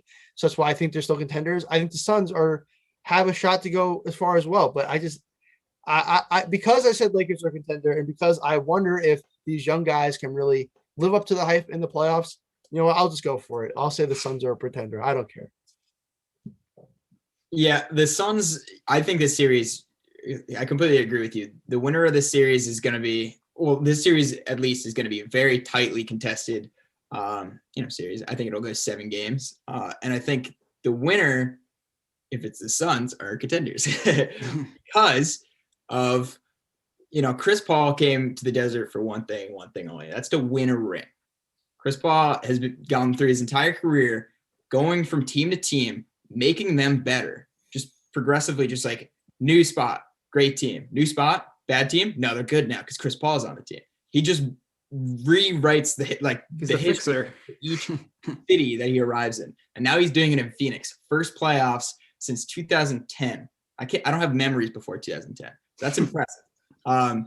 And he's got like a very young roster. I'd say their one weakness is that they don't have a lot of playoff, experience outside of Chris Paul, who's also never been to a conference final, and Jay Crowder, who of course had his finals run with the Heat last year. Outside of them, not a lot of veterans, but they're a very good team. They've stayed neck and neck with the Jazz all season for that top spot in the West. And I just think that they are a team that has the ability when they're, shooting, they're a great shooting team from three. And I think that really matters in the playoffs. I like to see them conference finals. Maybe they make it to the finals, but I definitely think that they're contenders over pretenders. Would not call them pretenders. Yeah, I think they're contenders. I'm a big fan of Chris Paul. I mean, I feel like ever since I had his shoes back in the day, and I think ever since then, I was a big Chris Paul guy when he was with the Clippers. And I feel like, as you said, every team he goes to, they're good. And I think this team, is better than even like the Thunder and like all those teams. But I think the young players, obviously Booker and Ayton, I don't think they have to handle a lot of expectations. I think a lot of people aren't giving them enough credit, and a lot of people think they're going to lose this series. So it's not even like they're playing with all these expectations. I think a lot of people probably think they're going to lose to LeBron. And I think a lot of people, would put them as the underdogs, which I think has a lot to do with maybe them still thinking like they still counting us out, even though we've won 50 games and all this stuff. And I think they can use that to their advantage. I think Chris Paul, he's the floor general. I think we'll get him through maybe if they have any, young jitters. I think that he's the type of player that could really, help guys, mentor guys through that.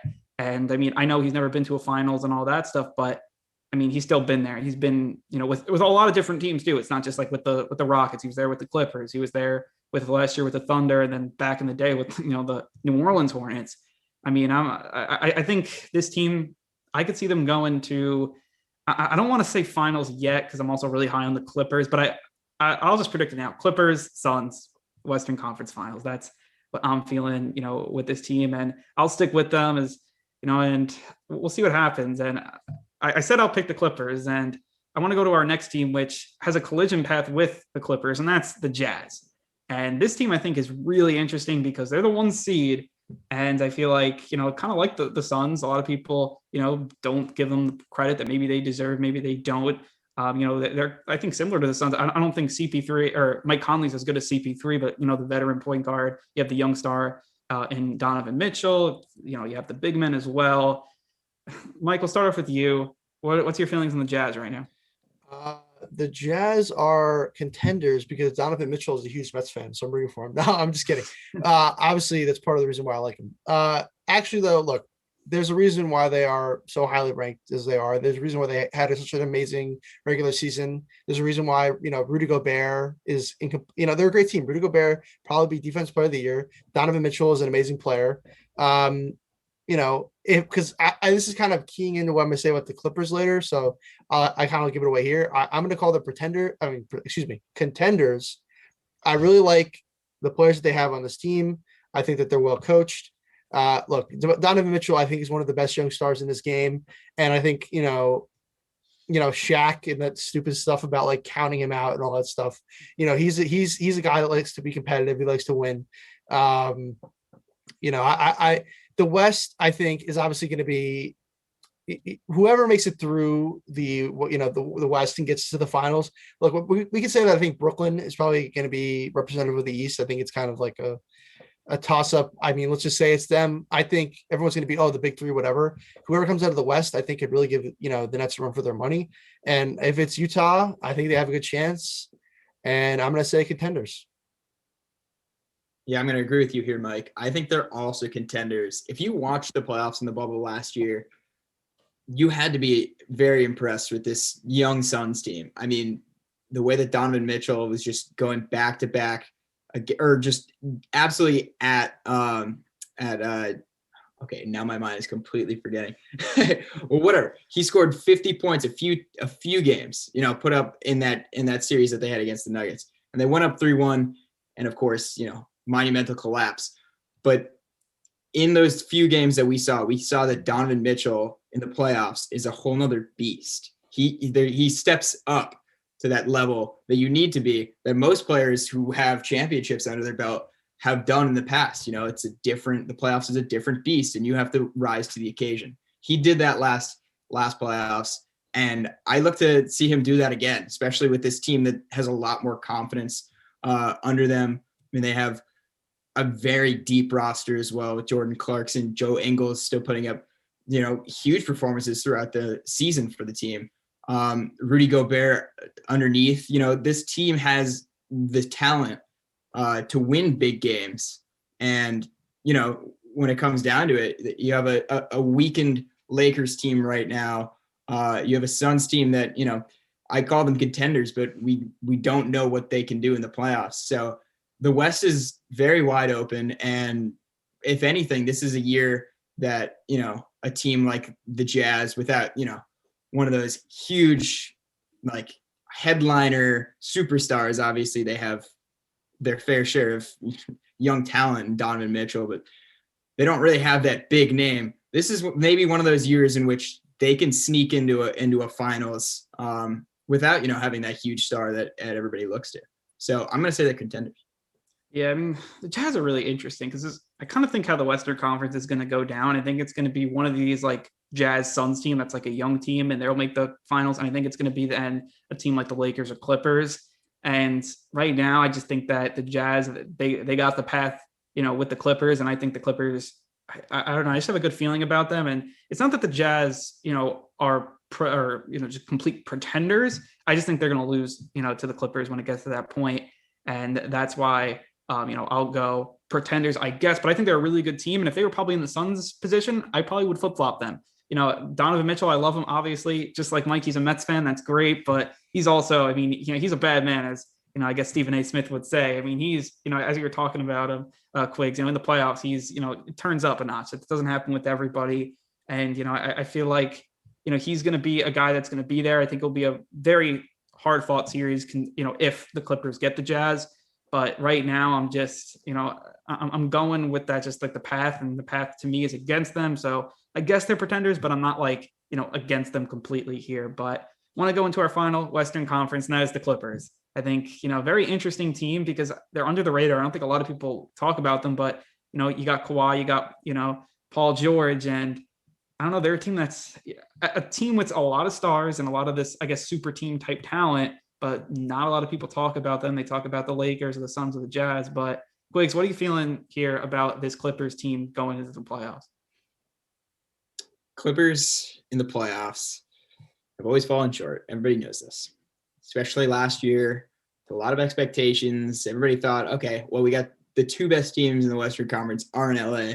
They're sure to meet in the Western Conference Finals. And they were one win away from doing that three different times, but they didn't. So, history tells us that the Clippers are not to be taken seriously in the playoffs.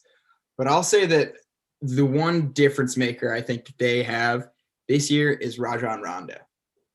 That addition at the trade deadline was, important because last year, I don't know if that Lakers team, like, they had a very easy path to the championship last year, only dropped 4 games in the playoff, 5 games in the playoffs, I believe. Yeah. But, having someone like Rondo is huge because he is a championship winner. He knows what it takes to win in the playoffs. He was with the big 3 in Boston, in 2008. In 2010, he lost a very tightly contested finals to the Lakers. He's been he's been in the playoffs before. He's a floor general. He knows, what it's like. And like, there's, a few players on the Clippers who are also champions. Obviously Kawhi Leonard has led a couple teams to the finals and to eventual rings. But there's also plenty of players in the Clippers that just don't have that experience. Paul George is one of the glaring examples. So it's important to have that veteran leadership in the playoffs. And I think, maybe Rondo, even though he's he's not a huge part of that team, I think that his locker room presence and his just ability to affect a playoff game is going to be what makes them a contender in my eyes. So I'm going to say contender. I would have said pretender if it weren't for this trade, honestly. Yeah, I'm going to go with pretender for the Clippers, and I'm going to kind of go off of Quig's logic that he issues. They choke all the time. I don't care who's on this team. I don't care if it's Chris Paul. I don't care if it's Blake Griffin. I don't care if it's Kawhi or playoff P. I don't care who it is.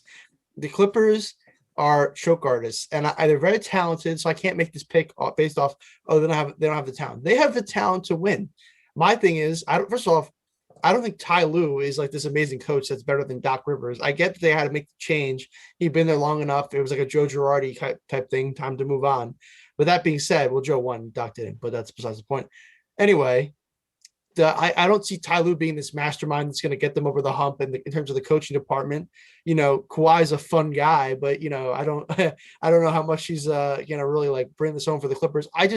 Until the Clippers, and this isn't really like based on a talent or on the court kind of play. Well, Paul George is a little bit because he really hasn't, played that well in the playoffs.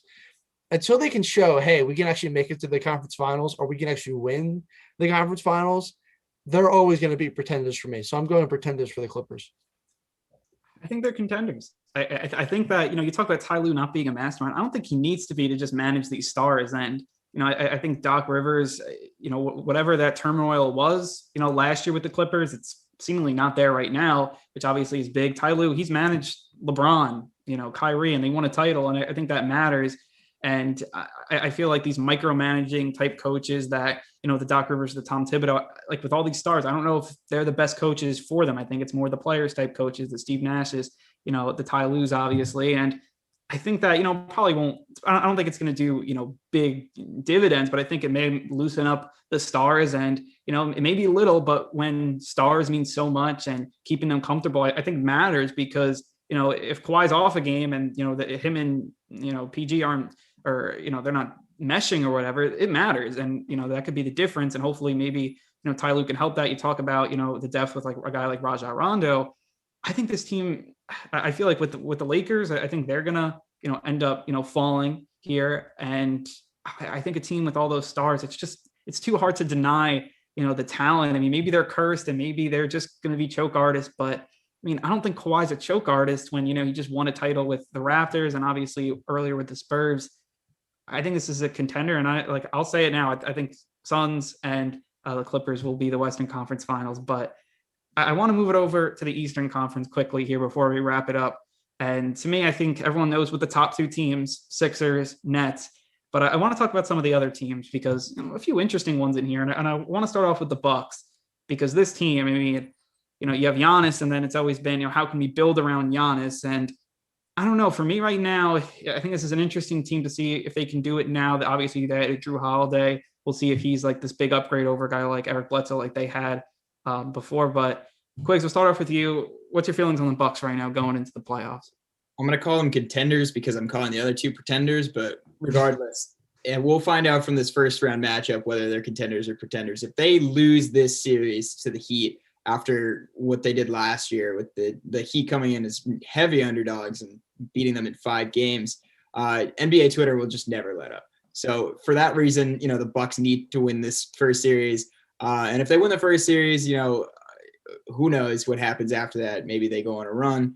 But Giannis and Lopez are just dominant on the glass, which really matters in the playoffs. And the team is shooting 39% from 3, which, is another keyed victory, as we saw with the Warriors dynasty. So I'm going to say they're contenders. Yeah, I'm going for the Bucks. I'm going to go pretenders because honestly, I think that the East, it's 2 teams. It's the Sixers and it's the Nets. And after that, I don't really think any of these other teams is going to be in the finals. So to me, it's time for those 2 teams. They're pretenders, except maybe the Knicks are going to be contenders though. I don't want to go there, but we'll talk about that in a second. But for the Bucks, the problem is, and look, I'm a very spiritual kind of guy. I believe in like auras and like karma and stuff like that. And like with the Clippers, I said they got a history of choking. And with the Bucks, Giannis has yet to prove in the playoffs that he can lead a team to the finals or, win the Eastern Conference Finals or something like that.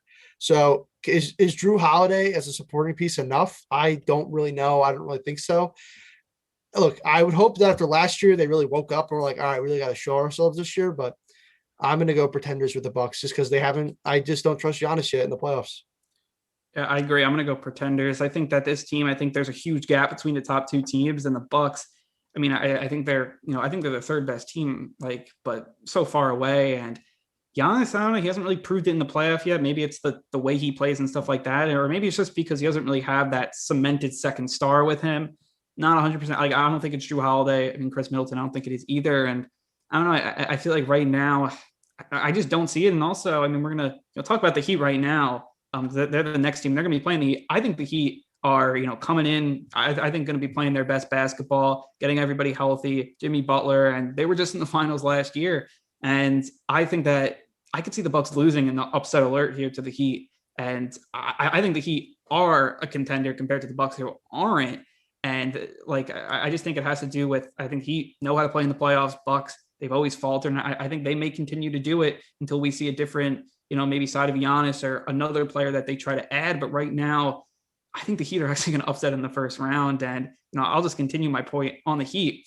I think that this team, they get a bad kind of matchup if the Nets win and everything, I believe. And that's a tough matchup, but I think they can push the Nets. I don't think they'll win the series. I think the Nets are, above the favorite, but I think they can push them to 6 games. And I think the Heat, they play hard, and I think they're peaking at the right time, in my opinion. So I'll go Bucks pretenders, Heat contenders here. Mike, what's your thought on the Heat? Yeah, just real quick. I'm going to go Heat pretenders, and this is my point that I think it's really 2 teams in the East. I think maybe Miami could upset Milwaukee in the first round or whatever, but I mean, after that, there's no way that Miami's beating Philly. There's no way that Miami's beating Brooklyn. And, we saw last year, they couldn't beat the Lakers in the finals. And even, let's say, by some miracle, some grace of God, they even made it to the finals, which is not happening. They're not beating any team of the West that gets in there. So they're definite pretenders in my eyes. Yeah, they're pretenders. You can't be a contender if you can't get out of your first round matchup. So yeah, they're pretenders. Bucks are going to win. Bucks don't lose this one. Fair enough. And, started the show off with the Knicks, talked a lot of Knicks at the beginning. Got to finish it with this team, as who would have thought we'd be having this conversation about the New York Knicks. And, this team pretender, they obviously, I think it's interesting, pretender contender with them. They're playing their best basketball right now. And to me, this is far above, what anyone expected. Quigs, we'll start off with you. Knicks pretender contender here. They're pretenders. They're going to win their first round matchup in a very tight series with the Hawks. And then they're going to fade out because, that's what the expectation is. And I know they've defied expectations all year, but, at a certain point, the parade has to end. And, the big boys will take over the conference. So no, they're not contenders. They're pretenders. The New York Knickerbockers are contenders. That's right. I'm saying it. I don't care. They're probably they may even losing this first round. They're the Knicks. They have terrible luck. That being said, we're going to cue that 90s Knick music. We are going to win the first round. And that this season has been a season of upsets. And if there's one team that can play anyone they play tough, it's the Knicks. They're the most well-coached team in the NBA, in my opinion. That's probably because they're the one I watch the most, but whatever. Tibbs is an amazing coach. Julius Randle is definitely one of the most improved. This team plays everyone tough, including Brooklyn, who we've seen them play tough several times this year. They played Milwaukee tough. They've beaten Milwaukee. Granted, there were injuries. But, look, are the Knicks actually going to win the NBA title? No. But, look, I'm just going to put this out there. Let's just say they're contenders. Hopefully we get some good matchups. I'm going to just say it. New York Knicks are contenders. Why not? Why not?